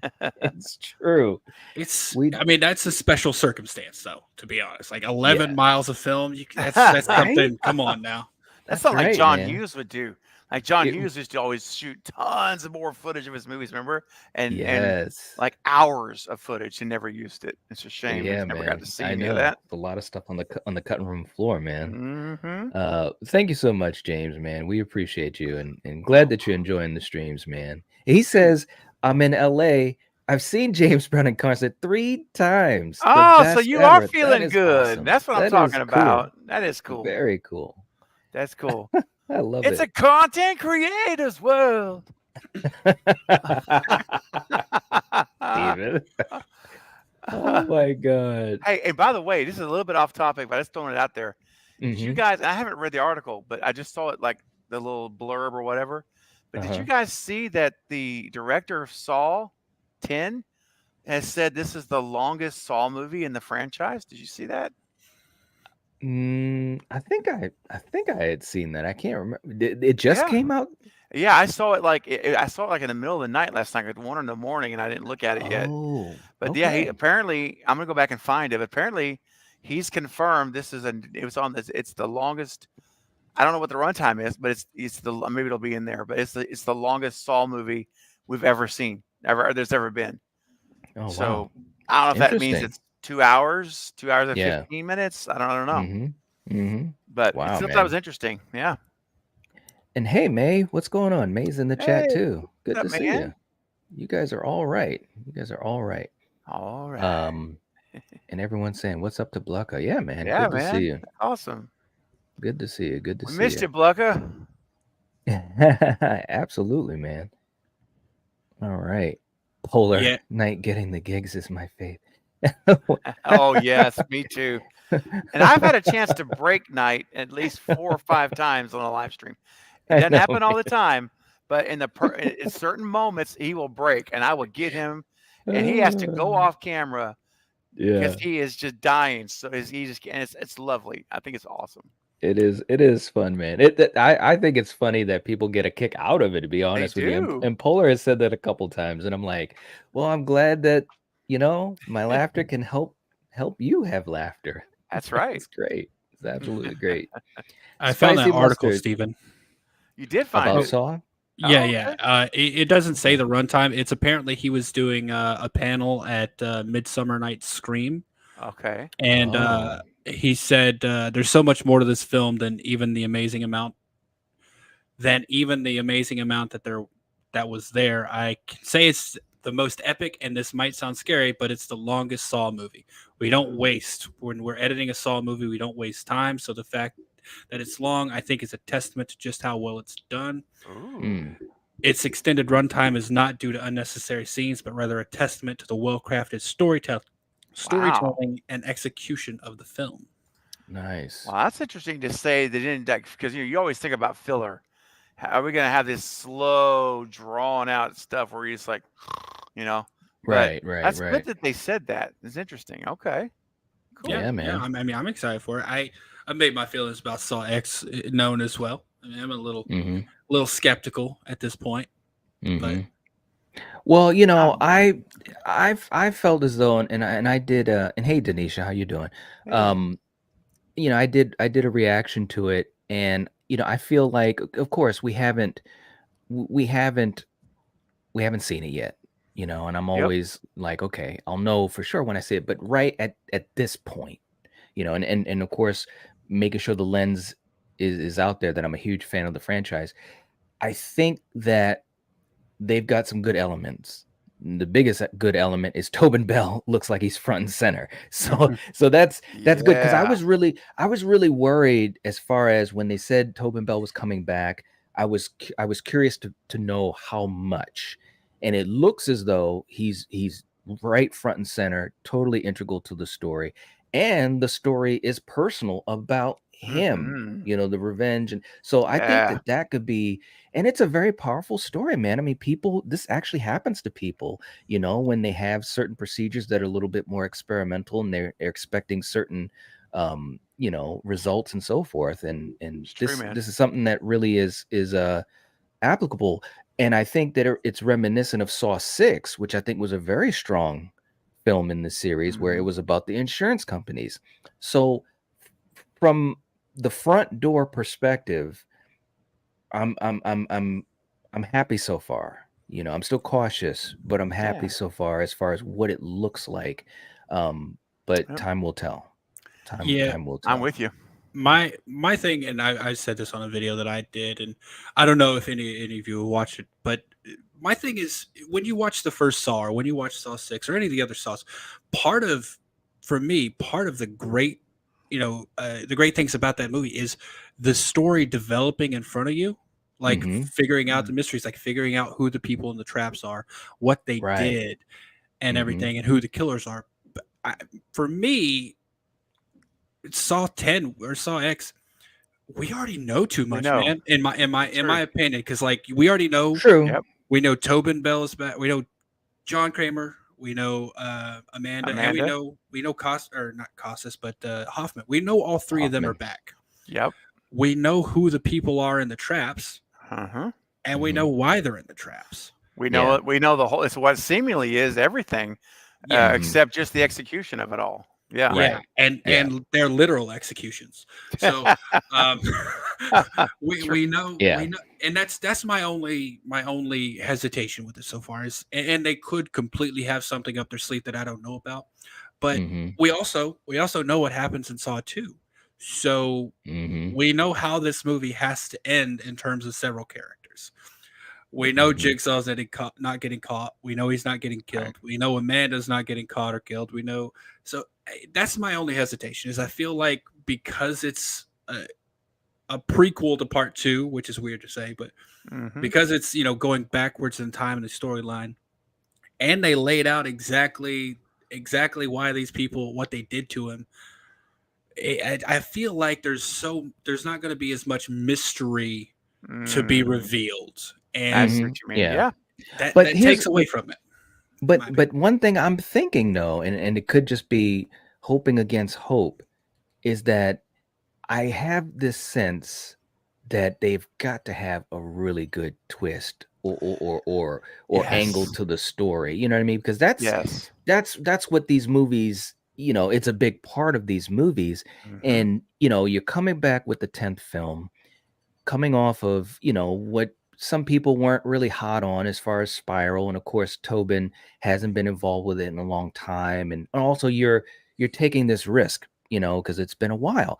So I'm hoping and I'm thinking that they would have something really to punch people in the face with as far as how this story is going to be played out, where there might be either a big twist or reveal or both. Now, it may not be, they may not have it, but I know me, if I was involved with this movie, that would be something that I would be wanting to have. Like, wow me with this story, make me care about a movie that's taking place in between Saw 1 and Saw 2. Why do I care about that? You know what I'm saying? So, again, I'm just a fan. So, you know what I mean? But I hope get you. so. Oh, I hope so too. But my other worry, and I said this before the trailer came out. I think I said it on Craven's channel. I just hope they don't try to do that and end up messing up the timeline.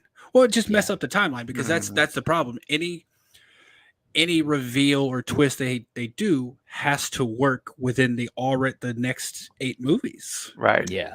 So right. I'm just hoping right. they don't try to do that to a point where they ignore what's already canon. And they could do it. I'm not, obviously we don't know everything about Saw. I love Saw. It's one of my favorite franchises. I think it's one of the highest grossing. I think it's one of the highest grossing horror franchises of all time. Yeah, and probably. It's up there. Do you know what the highest grossing horror franchise is of all time? Oh, I mean, it's got to be one of two, right? Yeah, I'm thinking of one of two. You know what we're thinking. You'd be surprised. What two? Really? It's not Scream or Halloween. It's no. It's not really. Okay, then it's going to have to be neither Nightmare on Elm Street. Oh, come on now. Are you serious, dude? Conjuring. What? Conjuring the Conjuring franchise has grossed over $2 billion. You mean the Conjuring universe? Yeah, Conjuring. That includes a ton of movies, right? Yeah. Only 6. No, 8. 8. There's 8 movies. Yeah, 3 Conjurings, 3 Annabelles. Okay. 1 Nun and 1 La Llorona. Yeah, but that's $2 billion crazy, with 8 movies. That's insane. It is. Yeah, insane. it's and I'm gonna be honest, man, because I did a live stream the other day with Marcus where we ranked them, and I was looking at it because he brought that up, and I was like, "Are you kidding?" And they're profitable movies. Oh, they are. They really are. I think Scream might have been top 10. Oh, it has to be. It's gotta be. I was surprised at. Bro, now you're gonna make me want to look that up. I know. Now I'm like, okay. I was about to say, I'm pulling up right now. Eric, let's do a video on it, man. That's crazy. Now I gotta find out. You got me wondering. Real quick too. Let me just say, my good buddy John Grande's in the chat. What's up, man? Saying see you later tonight, brother Knight. Yes, indeed, bro. I'm gonna have Grande's Graveyard tonight.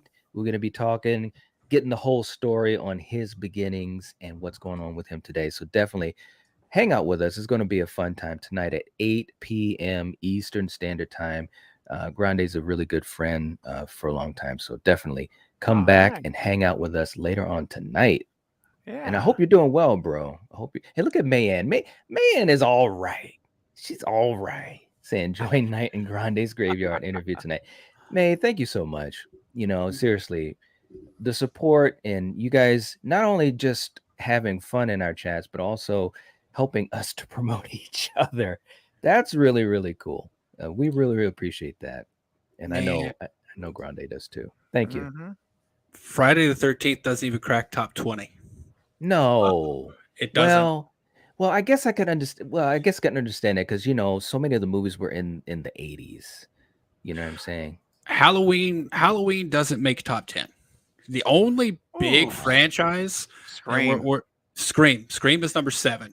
Yeah. Yeah, Scream makes it. Saw Nice. is number 5. Oh wow. Mm. Number 2, Okay. and this is one that's like debatable as a horror franchise, but I think we all consider horror. Alien. Yeah, I can. Um, Well, I guess. I don't know. it's right on the fringe. The first Yeah. movie definitely was scared the crap out of me. I'll never Yeah. forget True. seeing that. That is true now. I'll give you that. All right. But Very, yeah, very cool. so Who would have so known? I don't know why Wow. Friday doesn't talk, because I Am Legend is on the list and it's only had 2 movies. That's Wow. just bizarre, dude. I don't know, man. Yeah, that's crazy. Sorry, Hey, that's a little what's up? tangent. No problem, man. SBC, what's up, man? Good to see you. Saying so excited for Scream 7. Been super impressed with the last 2.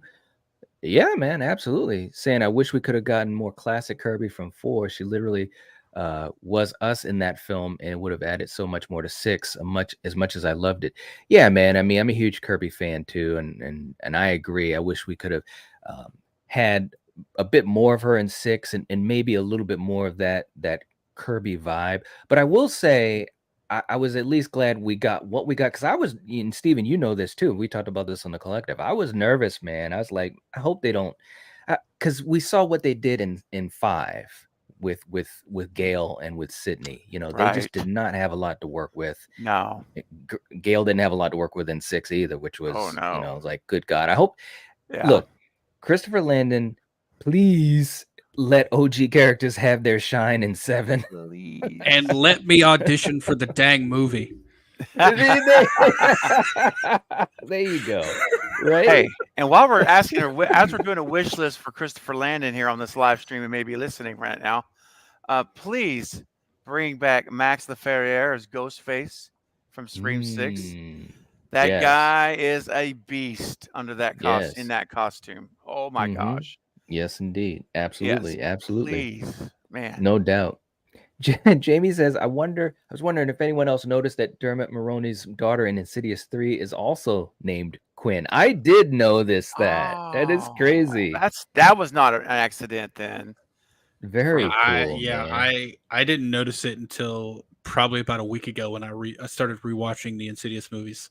Yeah. Before I saw the last Insidious film, when I was rewatching them, I was like, "Holy crap, her name is Quinn! That's crazy." Dude, Yeah, James and Guy had to do that on purpose. They had to. I think so. I think so. Just another quick little tidbit. Do y'all know that Insidious Red Door just outgrows Scream 6? Yes, I did know Mm. that. It's Wow. crazy, isn't it? And it's still in theaters. Yeah, It and is. it's showing in fewer theaters. Like Scream 6 was like 3,600 theaters, whereas Insidious is like 3,100.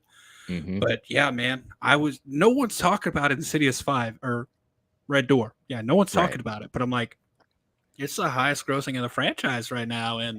And shout out to Patrick Wilson, man, because I love Patrick Wilson, and you know I haven't you know I had some thoughts that I was gonna throw out on the latest Insidious film, but I just didn't have time to actually put stuff out. But I did see it, and I think he did a pretty good job with the film. But I absolutely love him as an actor. You know, he's one of those actors that just he's got a charisma to him, and I've always enjoyed him in all of his roles. So I'm happy that he's had this success with his directorial debut. In other words, you know. Yeah. Oh yeah, and I thought like the character focus of Red Door was amazing. Like the relationship focus. There was some problems. I think the biggest problem. This isn't a spoiler or anything. It's not going to ruin it for anyone. You're focusing so much on stuff that's already happened. Like the Right. characters learning about that when the audience already knows. So it felt a little slow in those moments. But the relationship between Dalton and his character is so good. I love that focus of it. Totally agreed. Carrie saying, Knight, you want me to do the Kool-Aid man again? Yes. Do it. She does a really good one. She goes, "Oh yeah." Oh yeah. Carrie, you let me know if you want to come on here and do that. Matter of Come fact, on, Carrie, Carrie. you should videotape it, record it for me, and I'll use that as a clip. That would be awesome. Yeah, great super chat clip. Yeah, please, Carrie, please do that. Two boys coming in saying, would Gail as an opening kill bring Sydney in? It could. It could. No, you don't think so? Only because of 5. Dewey. Because of Dewey. Yeah. I think Sydney. Look what happened. She showed up to Morn Dewey. She ends up getting stabbed, and Mm-hmm. I think at this point, Sydney is off somewhere, and she's gonna let these attacks play out as long as she's not in danger. In order to get Sydney back, you're gonna have to put Sydney or her family in danger. And I think if someone attacked Gail, she would look at it like someone's trying to draw me out, and I can't let that happen. It's a good point. It's a Well, good point. but don't you think also? And I mean, and we're just always theorizing, but I don't know. I mean, if Gail is killed, and let's say, or or how about this? What if we go back to what we talked about earlier, and Tara dies in the opening, Mm-hmm. and Sam is like, as we know, would be completely, her role would be shattered. Do you think if she were to call Sydney or I get was with just about to say and that. reach out to say, look, I don't know what to do. I'm completely lost, and Mm-hmm. I know that I have to stop this. You've stopped these many times before. I'm just kind of thinking like if she called Sydney and pleaded for help, just a Mm-hmm. very like, look, my sister's gone. This has to come to an end, and Mm-hmm. would you please come? Would you please help me? I Right. think she would. I mean, I don't know. I think she That's what might I was do thinking it. too. I was thinking, that what if she's, reached out to and Yeah. asked, you know? They could probably play on the motherly instinct, Right. Mm-hmm. but I don't think Gail dying would do it. That's the thing. Like that was the question that I was reading. If would Yeah. Gail being killed in the opening draw Sydney out, and I don't think it would. How Mm-hmm. if you killed Tara and Sydney, or if you killed Tara and Sam went to Sydney looking for that, they could very well play on the maternal instincts of Sydney. But I think that's completely different than killing off Gail. Yeah. I think Mm. the only other way besides maternal instinct or putting Sydney herself in danger, you reveal Stu Mocker's still alive. Sydney's putting up a ponytail, loading her Glock, and going right. Oh Like man. Mm-hmm. she's getting out of there so fast Mm-hmm. that would Mm-hmm. do it. Well, that's Yeah. the truth. Like if they do it, and that's the other thing. If they bring Stu, when do we as the audience get to see his involvement? Are they going to reveal it to us early or at the midpoint? Because I want to know he's there earlier in the movie. I don't want it to be the third act. I want to know Stu's involved. And to your point, if the news comes, or what about this? All of this evidence that these murders, they're finding DNA evidence, whatever, that's showing familia of Leslie Mocker. Like there's the Mocker present here. Yeah. I said that on your stream the other night. So this is what I say. I was talking to Brett James Bush about this because writing something, and I'm not supposed to talk about it because it's between him and I. But I'm going to throw it out there because this is a thought I came up with. Went to him with it. So what I think should happen: Kirby Reed, the opening kill, someone we've never met before. We don't know them at all, Mm-hmm. and we get that kill. Kirby Reed, she's got a special interest in Ghostface. She goes and investigates. Just like in Scream 6, how they found DNA on the masks that tied it to someone. Mm-hmm. Maybe they find something with DNA on it. It's not in the database because Stu Mocker was never admitted. He never committed a crime, so his DNA would not be in the database. But He faked now, his death. That's why. That's exactly. now Right. what they do is they use Ancestry.com, 23andMe. They can go through these and compare DNA to find, if someone is related to the killer. Mm-hmm. And they just did this with a really prominent killer back in the 80s. He never got caught. He just stopped, never got caught, and they found him. I forget which killer. The Golden State Killer. The Golden State Killer. Hmm. Mhm. He killed and did some really bad things, but they found him through someone in his family had uploaded to Ancestry.com. And they compared it, and it was like a 90-something% match that he was the killer. Wow. And then they started, once they got his DNA, they compared it. So what I think should happen is this should happen. Kirby should go to this crime scene, get the DNA. It's not in any of the databases yet, but there's a lot of other killings around the country that have the same DNA. So whoever is doing it, it's the same person. And I think those killings should be in a line. And the one Kirby's at is the one closest to Sidney Prescott's house. So these Oh. murders have been happening in a line, Mhm. making their way towards Sydney. And then somewhere, second act, we get a call. She's like, and whoever it is, we don't have the DNA on record, but it's a 90% match for Leslie Mocker. And then we know at that, but when they say that, you know who it's going to be. But everyone on there thinks it's Leslie, so it's like, where's Leslie at? We got to find her. Right. We got to bring her in for questioning. And all eyes are on Leslie, but it's not Leslie. Exactly. It's that not. would be kick ass. Yes, you know what I think should happen? They find Leslie. They go talk to her, and she gives her DNA, and it's not exactly her. But they ask her, is there anyone anyone in your family who could have done this? And she still has a few odds and ends from a young Stu Mocker stored away, and she gives them the clothes. They test his DNA from that, and it's a match. Then 100% Dude. Stu is back. Yeah, man. Man, that would be That such would be a cool cool. reveal. That would be cool. That'd be a cool way to reveal it. And you get the true crime in there. Like, because everyone loves true crime now. It's even what Gail said in part 6. I'm just saying, you could, obviously it's a little long-winded trying to explain it this way, but seeing it unfold in front of you, bro, seeing that mystery while you have Ghostface attacks popping up at random cities. Yeah, man. Love it. I could dig it. Yeah, you should. Carrie says I'd come on, but I have to work at 2. I understand, Carrie. It's okay. She said, but the Kool-Aid Man clip can be arranged. Yes, do it. Just do it real quick, Carrie. It's only going to take you like 15 seconds. You guys hear that sound? It's like a jet taking off. Yeah, what is that? You hear it? It gets soft and it gets really loud. He said it sounded like a jet. Is it gone now? No. I don't know what I have a fan pointed at me, but I don't think you can. Yeah, it's you, Eric. Oh, it should come, Eric. Come for you, Eric. Somewhere. It's me. You got the jet in your house. Are you printing something? Are you printing anything? No. He said, "Are you printing?" Hey, my 3D printer is right here, so it does make a lot of noise. David, the way you said it, you're like, "Are you printing anything?" Oh my god, that was I don't hear it. Hold on, now it stopped. It's gone now. Yeah, I pointed my fan down, so maybe. Oh, okay. Maybe that's it. Yeah, I don't know. It was bizarre. Wow. It did sound like a jet at first. That was crazy. It did. Real quick too, let me catch up. Sir James coming in again. Hey. Still hot off the press. Thanks so much, man.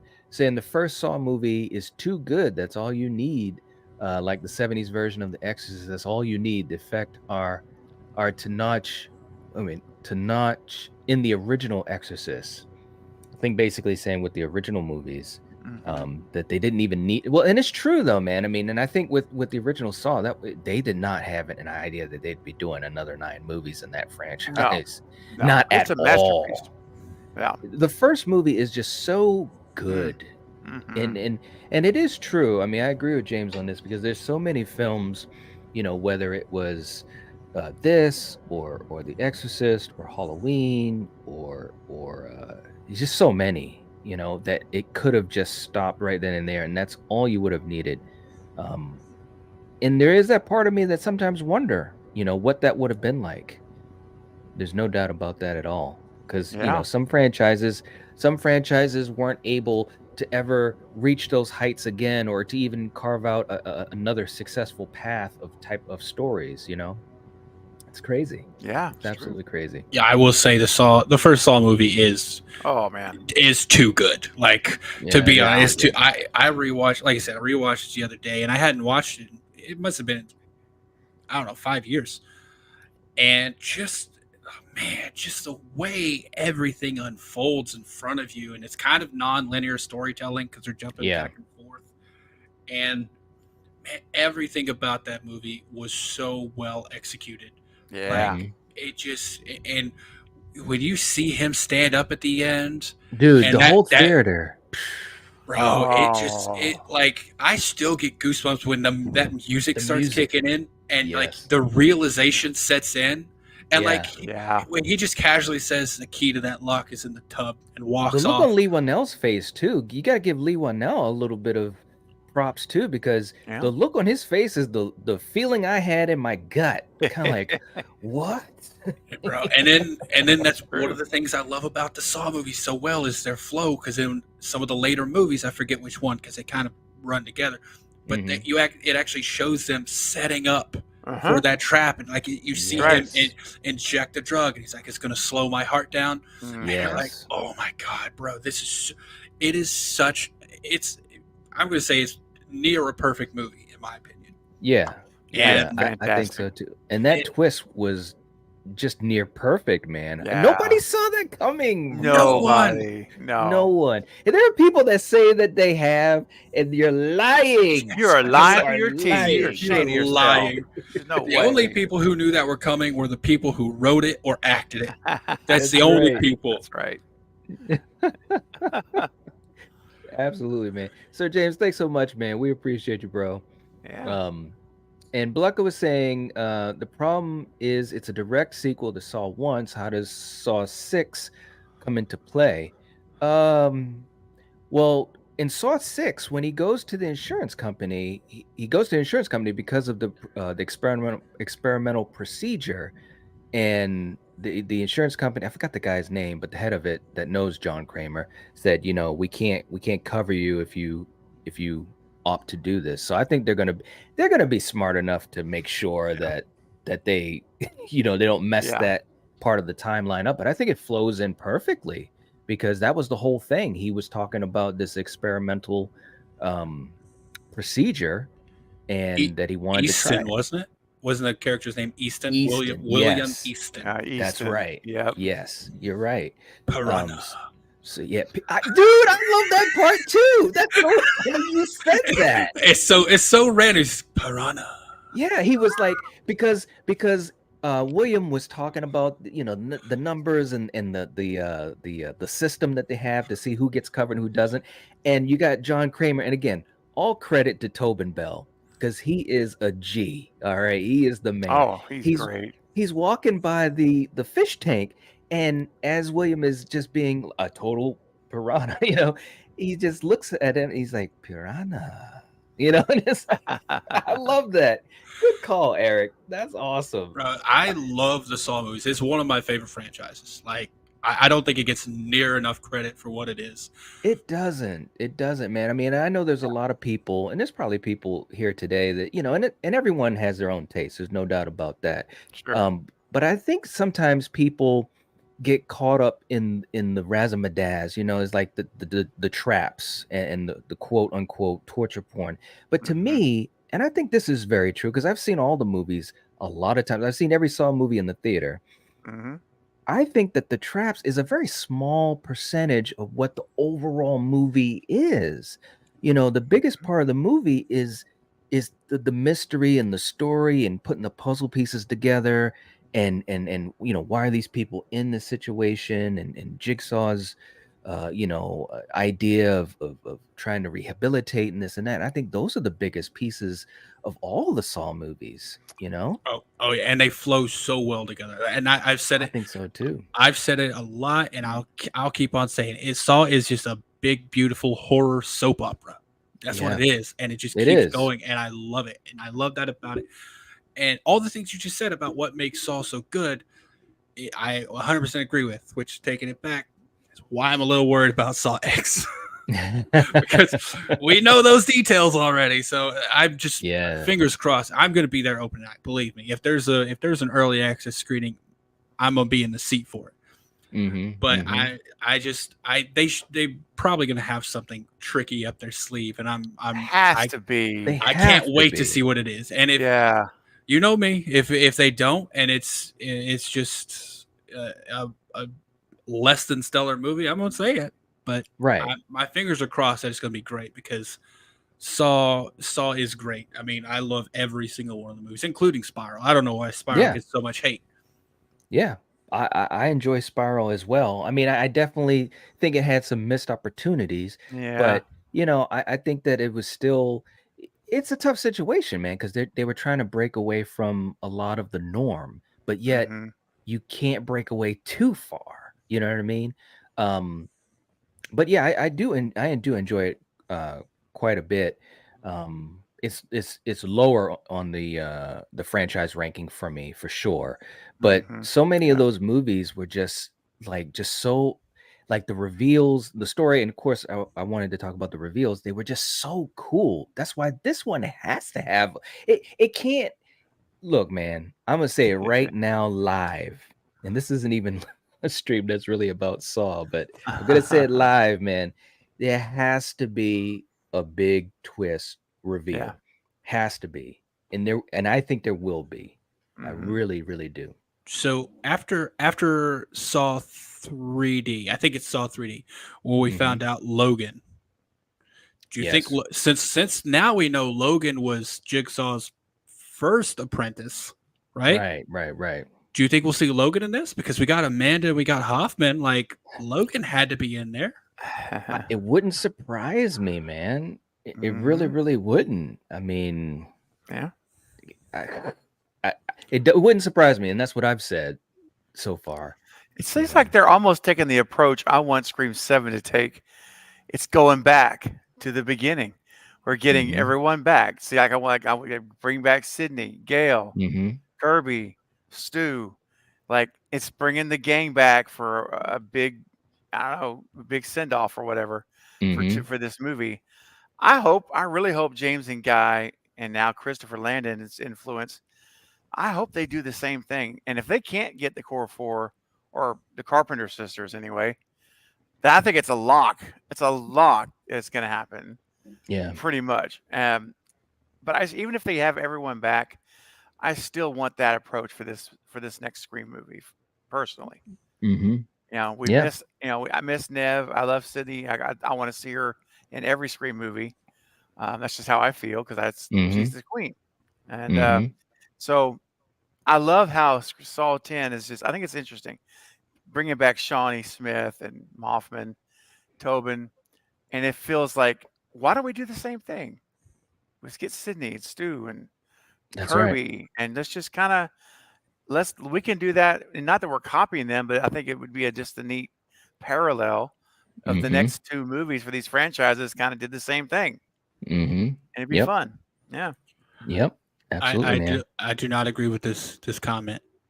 Yeah, T Parker Respectfully. coming in saying not okay with Stu coming back. It would be predictable, ridiculous. If anything, have Leslie be the killer for avenging her son Vince and her brother Stu. So both Sydney and Sam would be targeted.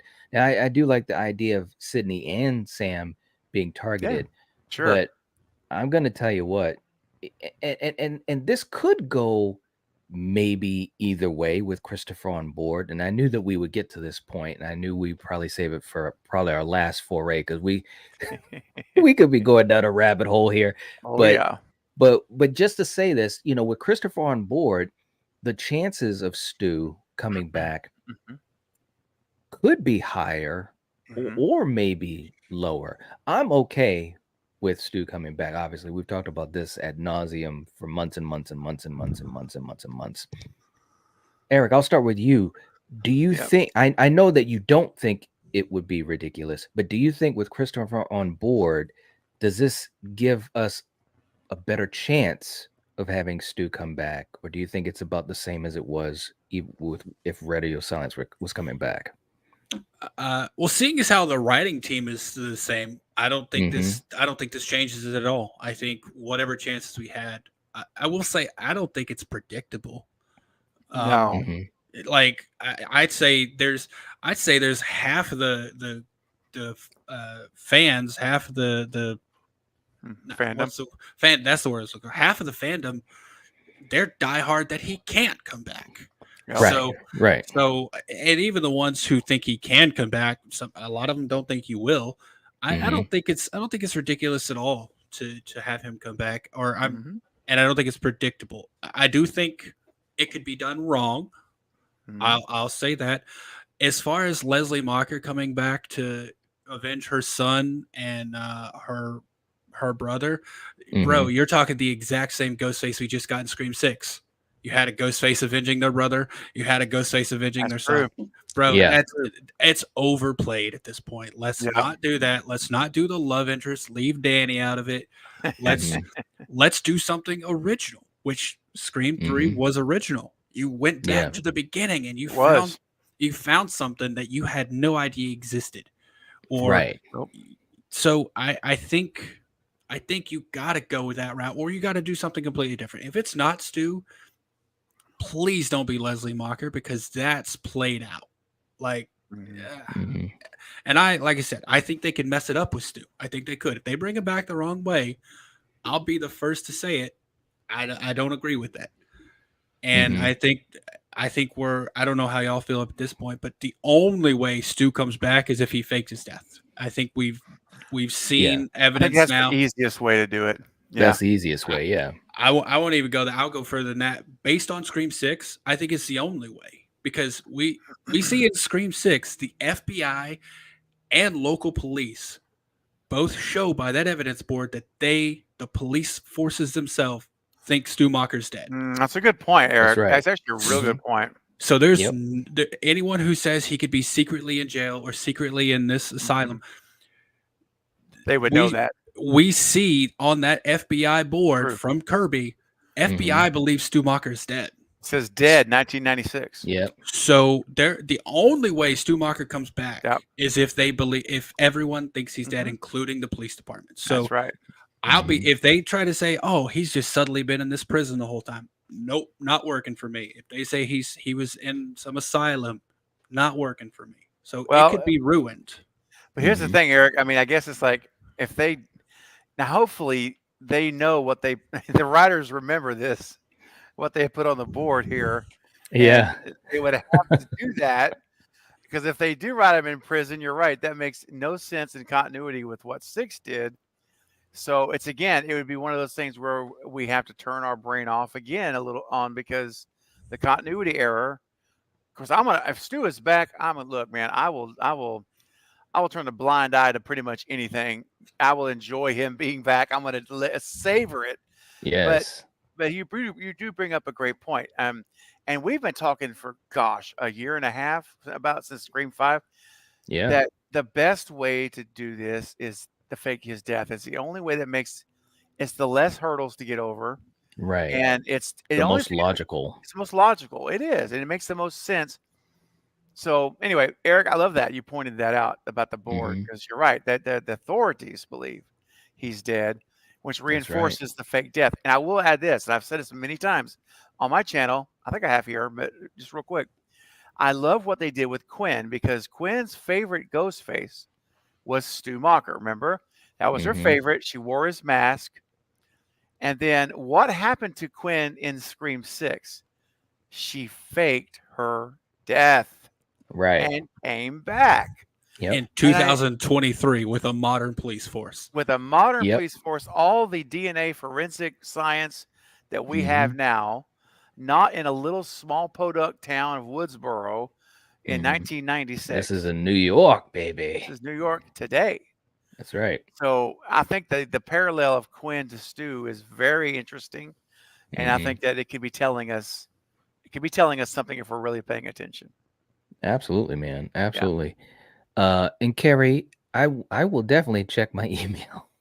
That's awesome if you sent it. Thank you so much. That's awesome. And Jamie, definitely I'm glad you got through a cancer scare feeling very lighthearted at the moment.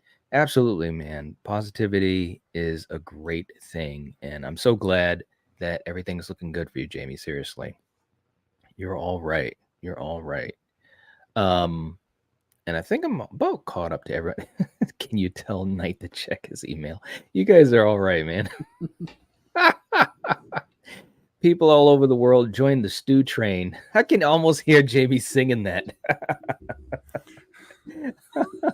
Okay. People Okay. all over the world, join hands. It's a Stu train for the Stu train. Dude. That's just we gotta hit up Jack Stan. Where's Jack Stanish when you need him? No. Where is Jack? Get that guitar? Can I say something too, man? The other night when Jack came on, that was cool. It was. That was cool because we hadn't seen Jack in a while. Everyone cool seeing got him. so excited. I got thrilled when you Yes. said he was coming on because I haven't seen him I Yeah. haven't seen him in such a long time. It was so good. Oh, months and Yeah. months and months. And Since Brett James Scream Bishop. 6. That's right, because I hadn't even talked to Jack about Scream 6. That was March. Mhm. That's That's how right. long it's been since he's been on the channel. And Mhm. then Brett James Bishop's been out of pocket for the last two full months or so. That's right. And he came back last Saturday, which was nice. And good news is Jack Stannis will be joining me next weekend on the 10K. I got Nice. confirmation yesterday he will be there, and so will Brett. The whole gang is going to show up. Even Knight's going to That's show up. So yeah, we're all gonna be partying. It's I'm gonna be so fun, excited man. for that, dude. Yes. Yeah, man. Can Eric, I you're too funny, man. Can You're I the ask- best. can I ask ZZM, what did you think about 6 confirmed his death? It's got to be the Ethan TV. That's what most people say when they threw the TV on Ethan. They're like, most people say that confirms Stu's death, which is completely not what James Vanderbilt said. The Well, I writer. also think if anything 6 confirms, it's that the same injuries affect different people in different ways. Look at Yes. I mean, Mindy got slashed in the shoulder or in the arm. She was crying bloody murder, thought she's going to die. Sam does it. Mhm. It's like nothing happened. Annika got stabbed in the stomach, and so did Tara got stabbed 2 times in the abdomen, and nothing happened. Walked it off like That's there was right. nothing there. But Annika gets stabbed in the abdomen, and she's about to fall over dying. If Right. anything, Scream 6 confirmed, it's that one injury on one person does not affect both of them the same, another person the same way. And That's that's right. true. And That's true in real life. That's very Well, it true. is true in real life. That's the best point right there, Eric. Because some people survive things that seem impossible, Yeah. and other people, if they fall down the stairs the wrong way, they can just instantly die. It's crazy, man. But I'll tell you what, man, Chad being able to survive over a dozen stabs, Come it's on now. got to give you hope for almost anything. Anybody that didn't get double tapped is survivable at this point. At this point, Right. what Chad's got 24 stab wounds. 24 stab my wounds in God. 1 year. Between 5 and 6. Yeah, it was 6 months, right? Like it was within Yeah. 6 months Yeah, it they was moved within there. 6 months. Yeah. Mhm. So he survived 24 stab wounds, and I'm not buying it. Like That's yeah, right, Jennifer. the glass might have been sharp, but I don't. The glass wasn't jagged when it hit Stu. The glass was Right. jagged when it hit Ethan because it was already broken. I don't know. Yeah. I think the board confirmed that they think he's dead. I don't think Yes. the board confirmed that he is dead. I agree. But a lot of people think he's dead. So Well, I mean, can I just quote really quickly? I played it last night on my stream, and I got a copyright strike because I forgot that I put some Marco Beltrami music behind the clip. It was a short I did from Alan Robinson when I interviewed him. you got a was- strike. Well, Or not a claim? strike. Claim. I'm Claim. sorry. Not a Oh, strike. I was about to. Gosh. I was Yeah, I was about to about to You said what? strike. I was like, Oh, man. Lord, that's serious. No. It was just a Yeah. claim. I'm fixing it now. It's taking it out. Yeah, I know. Like, whoo, sigh of relief. But like Alan Robinson, who played Ghostface in Scream 2, but he was Matthew Lillard's stunt double in Mhm. Scream 1. He was actually the guy chasing Nev over the couch and the face Yes. hitting him in the head and Mhm. remember and he was the TV. He was the actual person on the floor Mhm. when the TV fell from, may I add, 3 feet. 3, Mhm. not 30 feet, 3 feet. Anyway, That's right. so I'm just saying 3 feet. It's not that tall. But anyway, he was the one there. So I asked him, I said, I want to ask you right now. I asked him live. I mean, I didn't know what he was going to say. I said, do you believe Stu Macher could have survived? And it's on my channel. There's a short. It's in my shorts. He said, there's a likelihood, Mhm. that he survived. And he said it could have just been one of those things where it knocked him out for a minute, and then he came back, rose Mhm. up again. So the guy who actually was Stu Macher in that scene, Alan Robinson, himself thinks there's a likelihood of Stu survived those events. I mean, Mhm. guys, come on, man. 4 stab wounds, 4. Right. Extron, you're exactly right. I agree. Everything will not be consistent, which is why That's right. Ethan can die from it and Stu can live. Yeah. Like Exactly. there can be those inconsistencies, and there should be. because Yeah. like real life, not the same thing doesn't kill everyone. It's Mhm. true. Very But- true, man. Yeah. But I'll just say it like this, Knight. Mhm. If any individual, I mean, this is whoever, if any individual believes Chad is alive as he is, because they've said it, if they are on board with Chad surviving, that Mhm. same individual had best be on board with Stu surviving, because those Chad injuries are multiple times worse than what Stu got. Oh, It's not even in yeah. the same universe. Absolutely, man. He was a human pincushion. Yes. Puncturing lungs. Yes. I mean, come on, man. I just can't. Did you see Can't. Blucka's comment? What if No, not Chad? yet. Sorry, we'll get there. It's referring to Chad, and I Oh. was looking Oh, at like, ooh, I do see whoa, that. I don't know about that one, good buddy.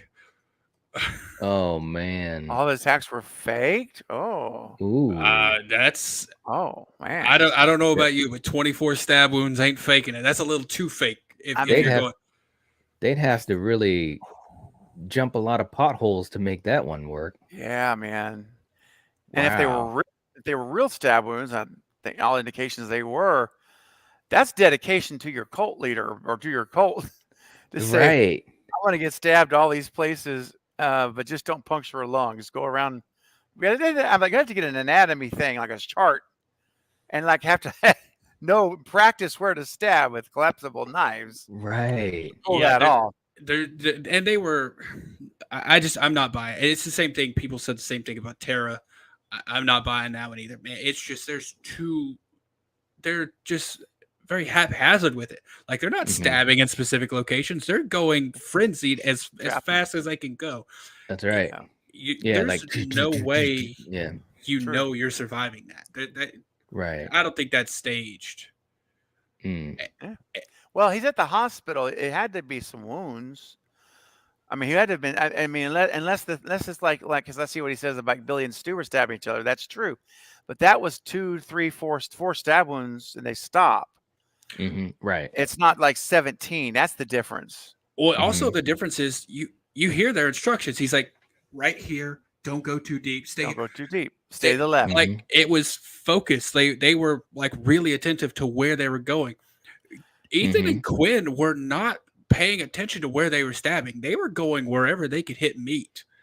Like right. That's the difference. Like if you're gonna stage an attack like that, you gotta, if you want to make sure you survive it, you gotta know where you're being stabbed. And right, that's what I was saying. Yeah, he was going not just the number, but like the placement of them. They were going lungs, they were going intestines, like everywhere they could stab was stabbed. I don't think you staged it. And Amber stabbing him.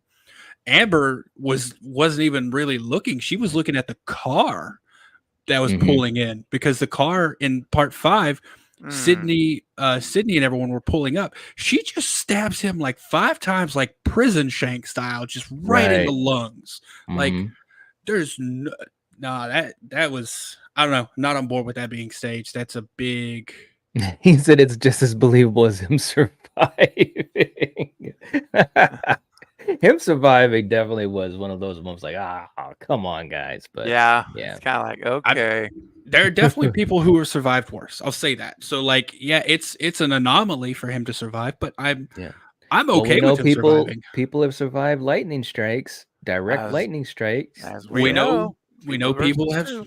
Yeah, people have survived TVs falling on their head. Yep, many lots, of them. Lots of them. Just about most of them. Yeah, I was about to say about 96% of them, according to government study.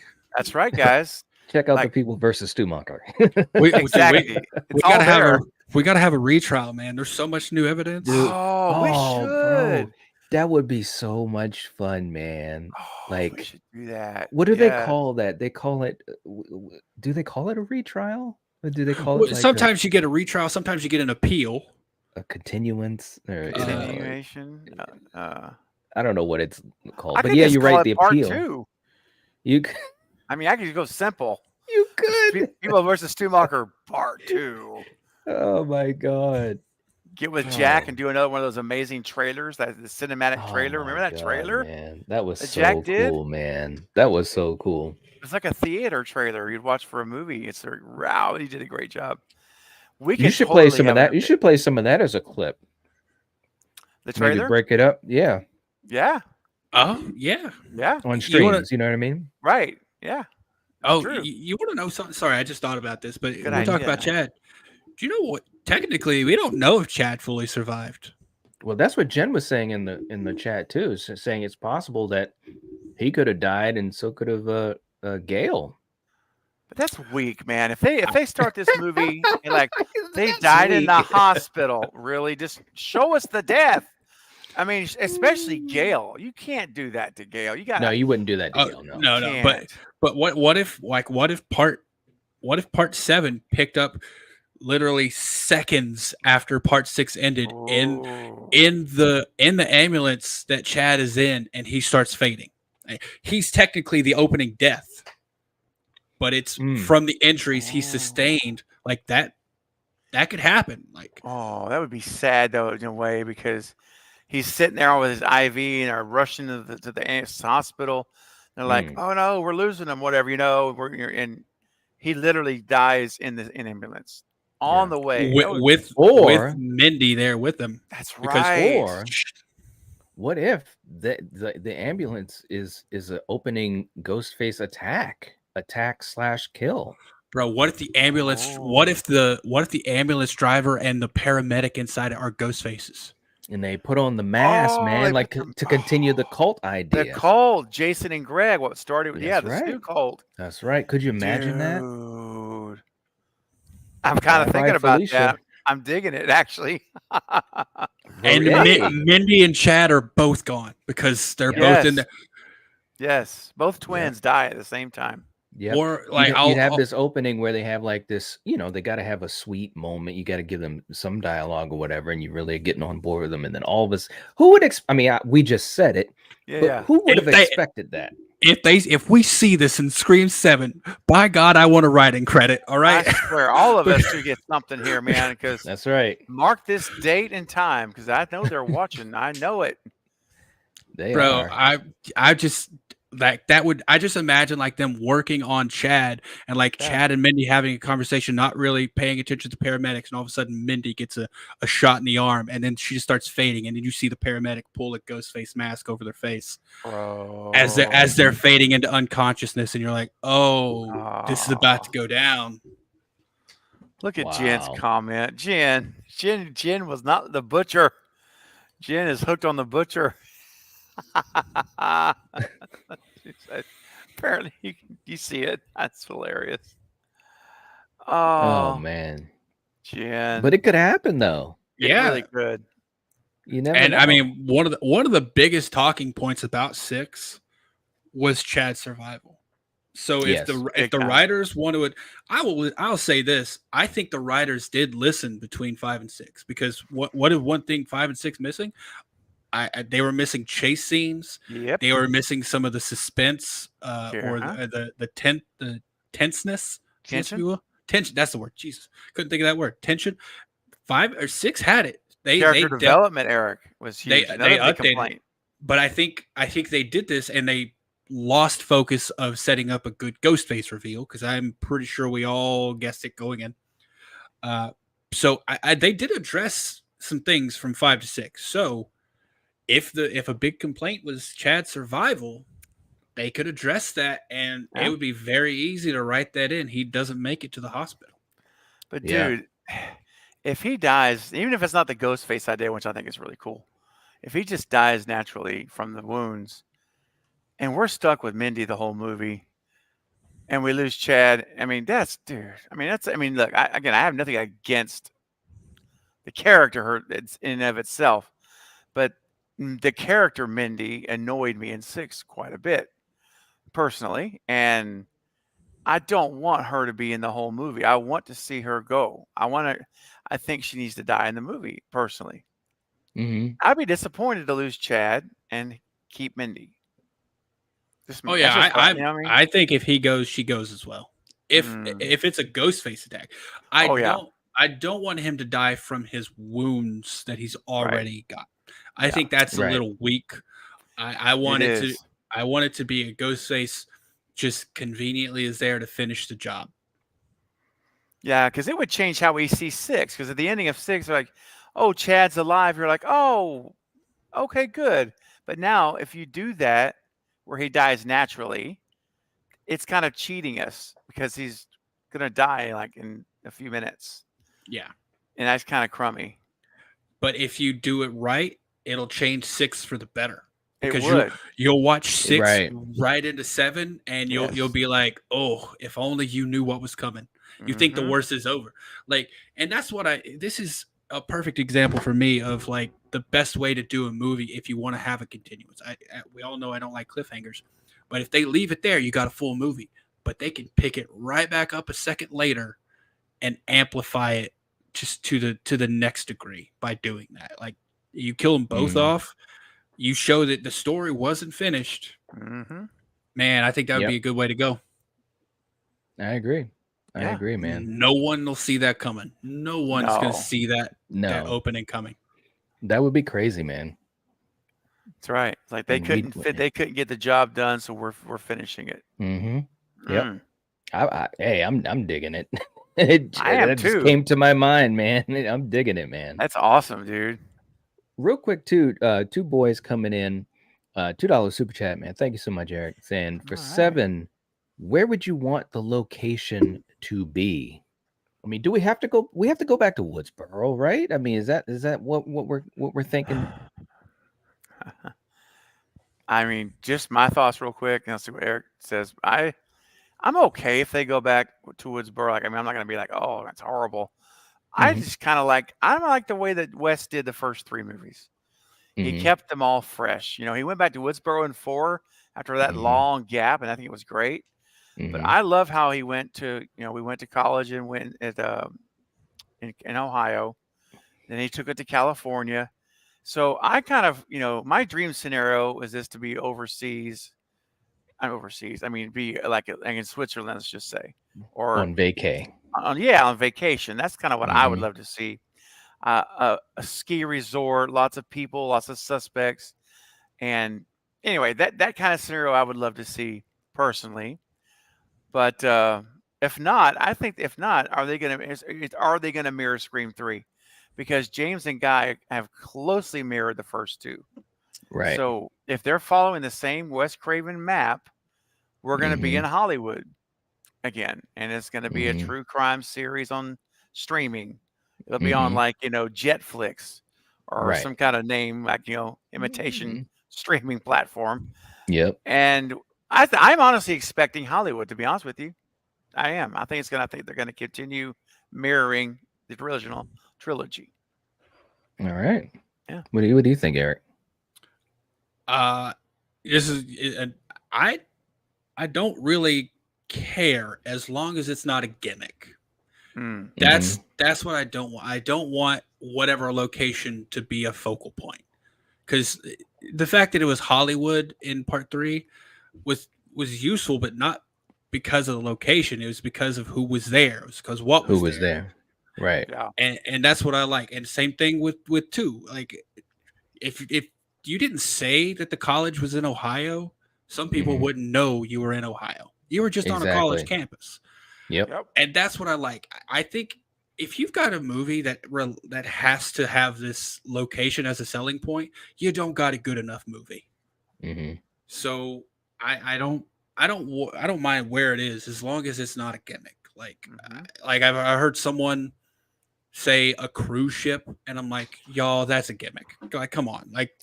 Mhm. You could make it interesting, but it's a You little could bit. though. You could make it interesting, man. You could. And there Yeah, could be that some- is one thing. Yeah. Mhm. you could get some really great scenes in there out of that, but I think it's a little bit of a gimmick. I don't think you. Mhm. I think if you got to rely on those things to get your movie interesting enough, like I said, I don't think you got a good enough movie. But that's just me. So yeah, wherever, Woodsboro, Hollywood, England, as long Istanbul. Istanbul. as it's Bahamas, Jamaica. Hungary? No, I just ate. No, thank you.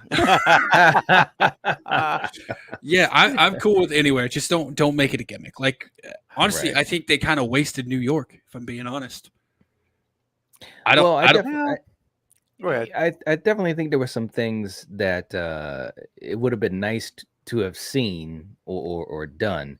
Yeah. You know, because we speculated a lot about that before 6, but at the same time, I was okay with it. I think I was okay with it. What were you going to say, Stephen?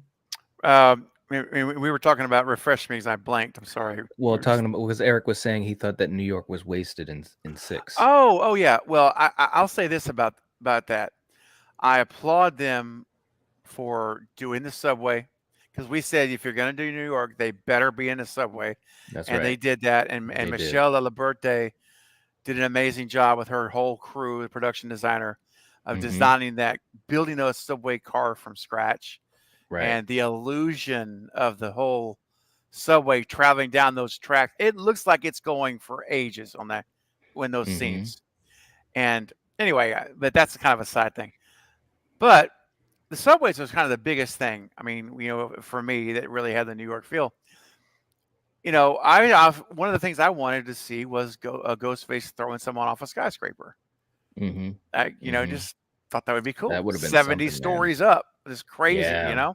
Mhm. So we didn't get that, which I thought, well, again, you don't get everything you wish for, but I would like to have seen that.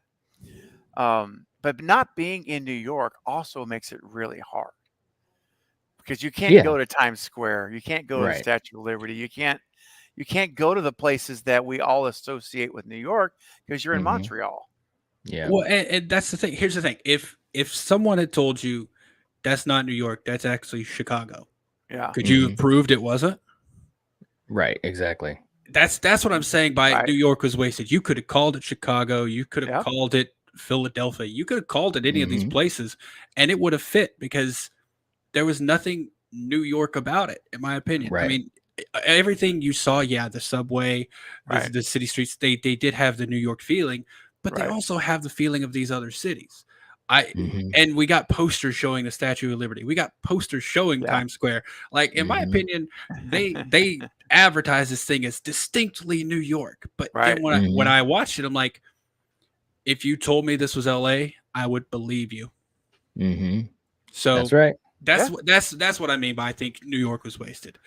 Yeah. And I think the advertising for it was a little bit on that gimmick side because we were Yeah. shown all these things, but Right. we didn't get those things. Well, I think they were also really wrapped up in the whole idea, and I do understand it from the marketing side of it that hey, this is going to be, this is going to be a bit different because we're going to be more aggressive because hey, we're going to New York, and the rep that New York has, and I think that was part of it is that they saw it as a marketing using it as leverage, which I get, I mean, yeah. I'm just laughing at Exron's comment. Isn't that what Jason Takes Manhattan did? Marketed as Manhattan, and they were on a boat the whole time. That's Yeah. true. Well, Yeah. and of course, and as we know, they ran into just issues with the budget, man. They just didn't have the budget that they thought they were going to have because they were going to do 70% of it in New York, 30% on the boat, and they had to flip-flop that because of the budget. So, But we yeah, got to see Jason Voorhees standing in we Times Square. did. There you go. We got Yep. that shot. Could you imagine Yep. Mhm. seeing that Ghost same face. shot with Ghostface? That would, Oh, I was, yeah, that would have been awesome. I mean, Kane Hodder said that is his favorite moment playing Jason Voorhees. Like he was right there in Times Square. They had hundreds of people on both sides, of the street, just just geeking out. He said he felt like an absolute rock star god. I mean, yeah, it would have been cool if we had a shot like that in Scream 6. Yeah. I just imagine. Oh God, it would have been so great. And that's my only complaint about the New York setting. And Mhm. I don't want number 7 to be that way. I don't want them to say, hey, Alpine ski, whatever, or Miami Beach, and then we Mhm. just get something that's like a generic version of that. Right. So I as long as it's not a gimmick, like if you tell me it's, you know what?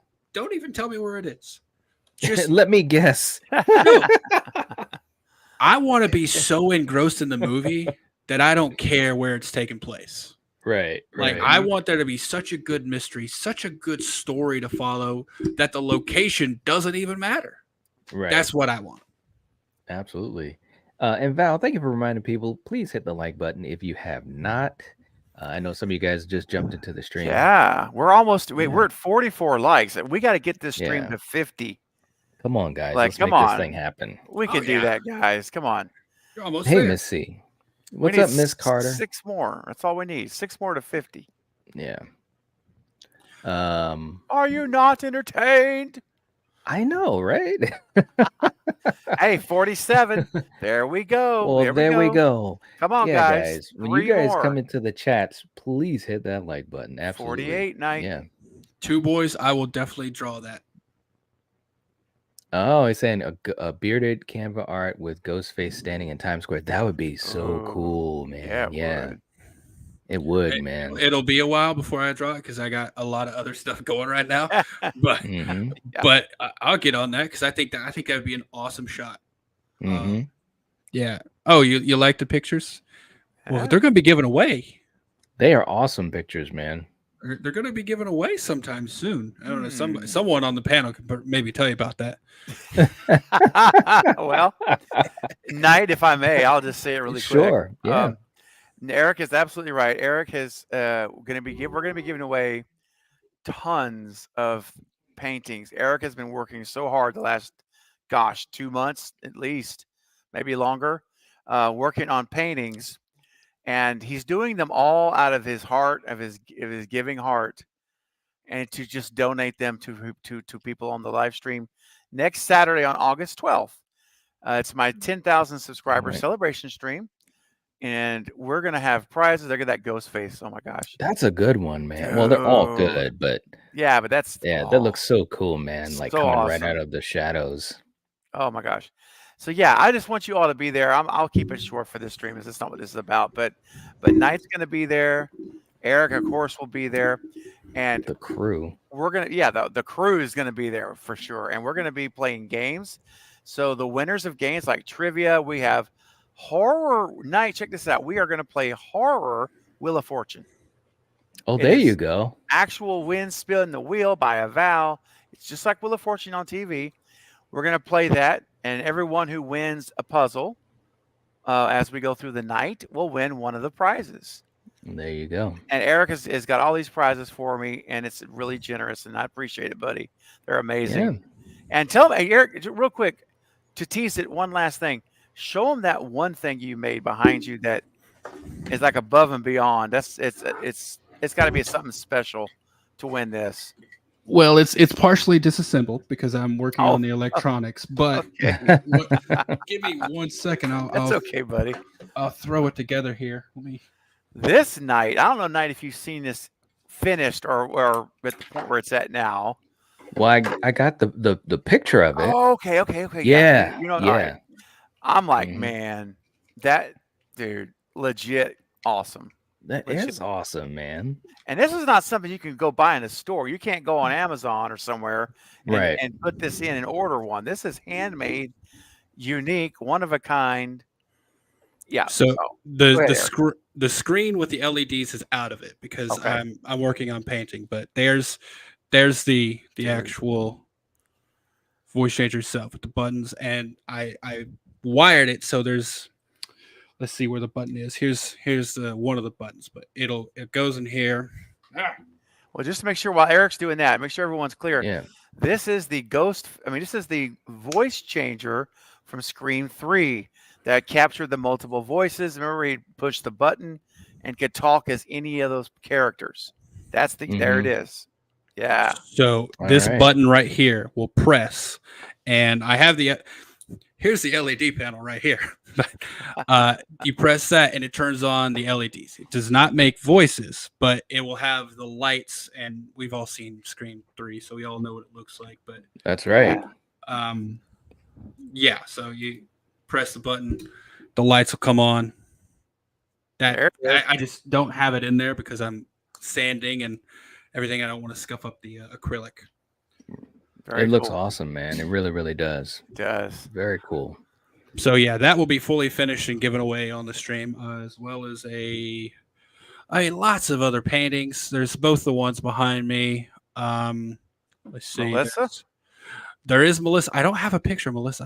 I wish I did, but hold on a second. Let's see Oh. here. There's the Michael painting right Yeah, I there. like that one. Yeah, I'd seen that one. There's Oh that, man, I like that too. there's Mhm. that ghost face. Obviously the Jason behind me here. Hold on a second. There's the Mhm. Jason behind me. There's the ghost face behind me. There was the Billy. Not that. Well, I could give one of those away too, but those there's those. I can grab the Melissa one if you'd like. It's over there. I don't know why I didn't take a photo of it, of the Melissa poster. Well, Very yeah. cool stuff, though, man. Yeah. those are awesome. Yeah, there's so much more, guys. I mean, I'm like so grateful, Eric. Man, seriously, it's so much work you've done to get this stuff together and just to help make this stream extra special, and that means the world to me, buddy. Yeah, man. To answer your question, sorry, I didn't sell the Sam painting. I'm doing a painting of Sam as well, but that's actually not for sale. That's going to be for and I do have that one actually. That one is right here, not complete yet, but there's working on Ooh. Yeah. Sam. That's cool. Man, That's actually going to be for Marcus from I Shot Him 6 Times. I shot him 6 times. There you go. Hey, we're at 51 likes tonight. There we go. Well, made thank it. you so much. We appreciate that. You gotta love it. Jennifer said, "I hopped on my husband's YT account and liked it." See, that's the commitment we're talking about. That's going But- above and beyond. That's what I'm I trying know to that's way above and beyond. You don't have to do that, Jennifer. But thank you. That's crazy stuff, man. Oh my god. But that just cracked me up when I saw that. By the way, sorry for all of y'all who were asking about the paintings is for sale. No, they're going to be given away. So you just got to go to that stream Right. he was talking about, just in case you didn't. That's catch that. right. They will be prizes. That's right. Yes, yes, Knight may yes. win one. Dude, Knight, if you get a Wheel of Fortune puzzle, you can win one, dude. I could, man, and I'll add to our little Yeah. gallery of great Eric art. I've got right. my stew right over there. Oh yeah. Oh yeah, that's right. Oh, I'm also doing one of. Oh yeah, I don't have photos of it because I'm saving the reveal for that one. But the Ambert face, the Oh no. the Oh. face. Dude. Yeah. Dude, The all right, sourpuss now face listen. that I put on my the sourpuss face. Yeah. Yes. Yeah. Oh my Did god. you Dude, ever I- send that to me, man? I gotta start. Dude, I gotta I put that think up I every once in did, a while. Knight. You did? I think I Shoot. did. I'll have to Of double course, I check. don't have it loaded up. Of course. Hold on, but let me look. that- Let me look. That's got to be one of those things that just every once in a while it just has to stay alive, man. It does. Well, it's gonna stay does. alive for someone because they're gonna have a big painting of it in there wherever they hang it. Oh man, I tell you, Eric.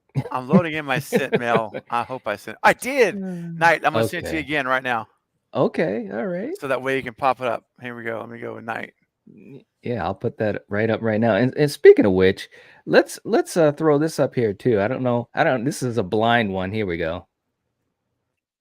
Hey Knight, guess what? Oh yeah!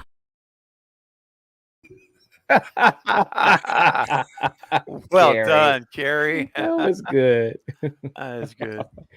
Oh my god. All right, buddy, it's in your inbox whenever. Okay, I'll load that up. Jennifer saying he's a good sport, Knight. He always asks how all of you are doing and watches along with me. My teens love Aw. you guys too. We listen in the car a lot. Now, That's so cool. can I just say something? And I did not know that, Jennifer. I didn't know that the whole family No. isn't on this thing. It's always good to hear that, and Yeah. I really appreciate that. And I know all of us. I know Steven, Eric. We all appreciate that you, not only that you enjoy this community and support all of us, but looks like your family is on board too. That's really awesome. That's cool, man. It's What were you very gonna say, Eric? cool. I was gonna say I don't know Jennifer. I don't think I've ever spoken to her outside of the streams. I'm just gonna say, based on your profile picture, I definitely would not think you were old enough to have teens. There you go. I could be the only one, but I was looking. I was like, Yeah. she has teens. Sorry, I'm surprised, man. It's true. It's Well, true. you know what else though? That's a testament to Knight is that our channels are family friendly.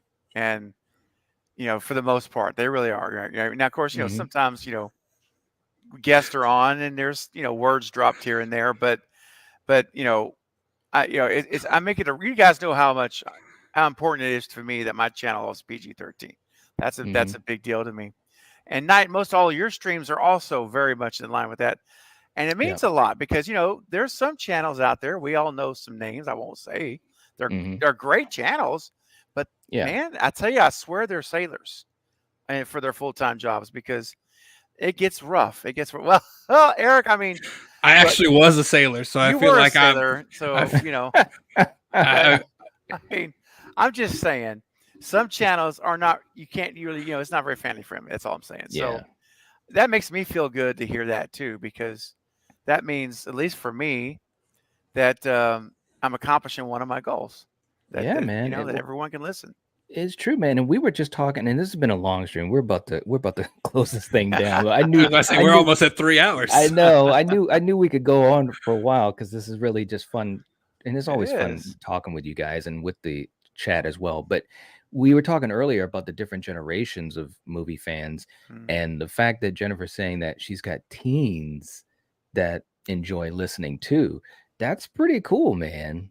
I mean, just being Very cool. totally honest, that's very, very cool. I'd love to hear, what I'd love to hear, Jennifer, and not to put you on the spot, but obviously, we all talk behind the scenes too because you're a channel member and supporter and so forth, and Mhm. we have that extra communication. But I'd love to get some insight how what they think of, our stuff, our content. What about it do they like, or what types of conversations do they enjoy? Because that's really cool. It just shows that Yeah, we've got younger generations that they're really hardcore movie fans, So that's right. very, very cool stuff, man. And I do have that picture, man. And here we go. There it it is. is. That's There it. it is. It's never gonna die now. Never. Oh no, Never. it's gonna be enshrined. I mean, Yes. I will never delete it on my StreamYard. It's gonna always. I'm keeping it forever. Yep. Yes, man. I love it. That poor Amber. I know. I Man. will say though, I've been watching Five more and more. I've come around on her character a little bit more too, man. Just Mm, a little bit. I'm not saying a lot, but a little okay. bit. Especially during the reveal. Dude, she was, she Yeah. all over the place, man. That's true. I mean, Yeah, I think that's her best. Her best attributes are in that very final act after the reveal, for yeah, sure. But absolutely. yeah, prior to that, she's just She's just there, yeah, and doing that gosh, face. girl, chill out. I love that she Yep. was crazy enough to go put on the costume for the final act. Yeah, Like, that's Right. true too. it just makes no sense to do that, but she's Mhm. so committed. She's like, no, I'm gonna do this. And Yeah. yeah, Yeah. I was For sure. just a quick someone posted in those Scream subreddit. Just the thread was like, why do you think Mikey Madison doesn't have social media? I'm like, Mhm. I posted that picture in there. I'm like, because people would send her stuff like this. Oh, Eric. That's right. Gosh, dude. That's too bad. Oh, Amber, that's too And Missy, bad. I know, yeah, that's too bad. Missy, I know you're super excited. We're gonna be talking with Grande tonight. He's awesome. He really, Yeah. really is. So hopefully we'll see you later on too, Missy. And Jennifer is giving us all the cool tidbits, saying my oldest turns 17 on August the 12th. Oh wow, Oh, happy early birthday. Celebrations all around on that day. That yeah. is awesome. So it's a 10K live stream for Craven and a 17-year 17th birthday. celebration for your son. That's awesome. Yeah. That is very awesome. Yeah. Mhm. Yeah, man. Very, very cool. All right. So how about this? As we start to wind down here, let's get some final thoughts, man. Okay. Eric, I'll start with you. Final thoughts on just anything we've talked about today as far as Scream 7 and Christopher coming on board and what this might mean for the movie. My final thoughts are I think everyone should go into it positive. We were Mhm. skeptical with Radio Silence. I think obviously we'll have the same amount of skepticism for for Christopher Landon. But I think if Radio Silence showed anything, it's that a new director can get some things right. It doesn't Mhm. have to be great. Might be bad, but I think we should go into it optimistically and just keep in mind that as of now, it's the same writers. So Mhm. I don't think we should worry as much about tone or the humor level because it is the Right. same writers. That's all I'll say about it for now because that's all we can really talk about. Mhm. All Yeah, right. yeah. I agree with Eric. What I'm saying is let's be open-minded. Mhm. Let's approach this as giving Christopher every benefit of any doubt that some may have, and let's support and encourage him. Well, let's welcome him into the Scream family. I mean, this is a big deal, and Mhm. with his resume of work and the projects, personally, that like with Radio Silence, I was nervous. I liked what they did with VHS, and I liked Ready or Not, but I was still like, that's all they really done that Mhm. of significance anyway to me. So I was a bit apprehensive. First one after West, the whole thing. But anyway, they show what that we could still make a decent Scream movie. So Christopher has more experience than Radio Silence, many more films he's written, directed, and I feel like we're in great hands as far as directors go. Mhm. So I'm excited. I mean, I actually am. I'm not nervous. I'm optimistic. I'm actually looking forward Mhm. to his first interviews where he can start talking about it and down the Right. road Mhm. and getting a feel for what he's going to do. And yeah, and Eric's right. We've got, as of right now, we've got the same writers. So there's no worry there. It's just, and I think he might even enhance this movie with Christopher's writing background that Radio Silence does not have. Right. And I think that Yeah. that's a huge difference between the two. Mhm. Radio Silence are directors that are tactical. They put on screen what's on the page, and that's what Mhm. they did. And Christopher Landon does that, but he also has another side to him where I believe he can provide input and give suggestions to the writing as he's going through the script and filming it that could make it even better than what's on the sheet. Mhm. So I'm very optimistic. I think it's the right guy. So guys, just let's support him. Go on his Twitter. He's already posted saying, Yeah, he 7 did. is the lucky number, Yeah, I right? saw Remember that. that? Yep. And Mhm. so I'm going to go reply this afternoon just saying, hey, welcome to the Scream family. We welcome you with open arms. Can't wait. Just encouraging him, and let's see what he can do because I'm personally excited about it. Yeah, man. Absolutely. I totally agree with what you guys have said. I think it's exciting news. It Hmm. really is. And I can't wait to see what they're going to do.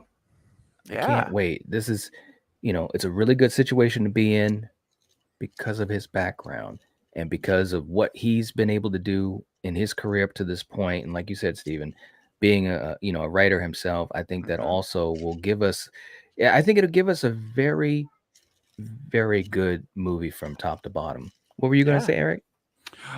This is just about Christopher Landon. I was just thinking because I saw someone say they're going to watch it. What do y'all think about maybe doing some Christopher Landon movie watch parties? Well, I talked to Knight earlier of saying that I'm thinking about doing a Happy Death Day watch party, and I'm going to try to coordinate it with Knight when he can come. And of course, Eric, you're invited to join. And I want to do a Happy Death Day 1, the first one, because I just love Mm-hmm. that movie. And I love Jennifer Roth. Jennifer Roth. She is Mm-hmm. so good. And I'm telling you, man, if he can get her into this movie, Yeah. dude, that would be Could you amazing. imagine that? Yes. I think Yes. as long as her name isn't Tree again. I'm not a fan of her name being Tree, but True. Well. I was thinking of doing a watch party for Disturbia because I don't think enough people have seen that movie, and Oh, that's It's a good another one. one we should do. yeah. It's I think I don't know. I think for people who are hesitant, I think it'd be good to like, hey, let's watch what he's done so far and imagine how those That's things right. could work in a Scream unit, in You the know, Scream movies I don't Yeah. know that I've seen Disturbia, dude. I gotta go back and look at that. with good one. Shia LaBeouf. Shiloh, yeah, I don't know that Shia I've seen LaBeouf. that. My niece has been wanting me to watch that forever, Mm-hmm. and Dude, I don't know that I've seen it, dude. watch party. If it's Yeah. a There you first go. time, if it's a first time watch for someone, Yeah, watch party, dude. It's yeah. I I'm wanna see down. it. Okay. Let's Yep. do it. I'll set it up. Hey, man. real quick too, man. Two boys, you got a good idea saying we need a knight holding a hockey mask painting and a Craven holding a ghost face mask painting. That would be cool, man. What if it was a painting where we were both on there together holding the two masks? That would be cool. Oh, there you go. That would be awesome. Who would Fate be? So you'd be Knight, you'd be Jason. Craven know. obviously be Ghostface. I think Jake would be Art the Clown. Art the Clown, He 100%. would. Who- And Fate needs to be painted like high-fiving Matthew Lillard. Stupid. I like that. Dude, Or oh my hugging God. him. Has an Eric- arm around Stu Marker's shoulder. I kid you not, Eric, and I know you're like way too busy. But if you ever were to craft something like that, and it's like legit, and you got Fate high-fiving a Matthew Lillard, Dude. do you know how long that joke will go on for? I Oh, mean, that man, Yeah, I'm just for telling sure. you. I mean, you that'd could be awesome. reproduce that. People would buy it. Oh, Like they would. people in Lethal Collective in our communities, they would absolutely. People who know how much Fate is against Stu Macher coming back, Yes. they would buy that painting. I'm telling you. I think I got something in mind for that, but I was thinking for like a legitimate thing. Legitimate one, sure. Yes. Oh no, that's I would definitely do too. But I was thinking like that'd be a cool like I imagine it like the old Queen album cover where you see the four, Yes. The four. but- yes. but instead of just you four, it'd be you, but it'd be like half your face with half Freddy mask or not Jason Yeah. mask, half Oh, Steven's face with Ghostface mask, half Jake okay. with Art. Wow, But man. I who would Oh. Fate be? Dude. I don't know, man. Probably, maybe. Well, he was a fan of Jeepers Creepers, but not the newest one. Was anyone a fan of the newest one? Oh, hey, That's a hey, good man. point. Bluck has got a great suggestion because Fate will not stop talking about Supernatural. Oh yes, that's true. If you could tag it Yes. in somehow with Supernatural, the show. So instead of putting Yes. Fate up there, I just put Dean Winchester. Just leave Fate out altogether. It would be, man. just have him wearing Oh a my shirt that says God. Fate Decided on his shirt. Yes. Oh, I Oh could my I could make God. something like that happen. That is. May says that's a great idea for a Lethal Collective T-shirt. I It agree, is. man. It is a great idea. Hey, what's up, Yeah. Ronan? Ronan's in the chat. What's Ronan, up, bro? what's up? Well, we gotta Good go to see another you, hour man. now. Oh, Ronan's here. Ronan I- just stepped in. Hey, Jennifer said, "Thank you for wishing me a happy birthday." That's from Jennifer's daughter. Well, you're welcome. You're welcome. That's Very cool. cool. And thank you for watching our stuff. Yeah, Extron says Fate would be Corey Cunningham. There we go. Oh, Now you're talking, dude. That would be hilarious. Oh my gosh, it would. Like this could be the funniest, and we've talked about some different funny things, Lethal Collective wise. That Oh, could be yes. one of the funniest things ever. Oh It my would. gosh. Oh, Oh, I'm wow. gonna work on Matthew and Fate together. That would be Yes. hilarious, man. I A think high it'd be five, funny. and it's got to be you, and you got to have. Well, depending on how much of a picture you're doing, but if it was a Right. full-bodied one, you'd have to have one of his legs, like his feet up. Pop You know how his like, pops, Yeah. like the classic first kiss pop. yes.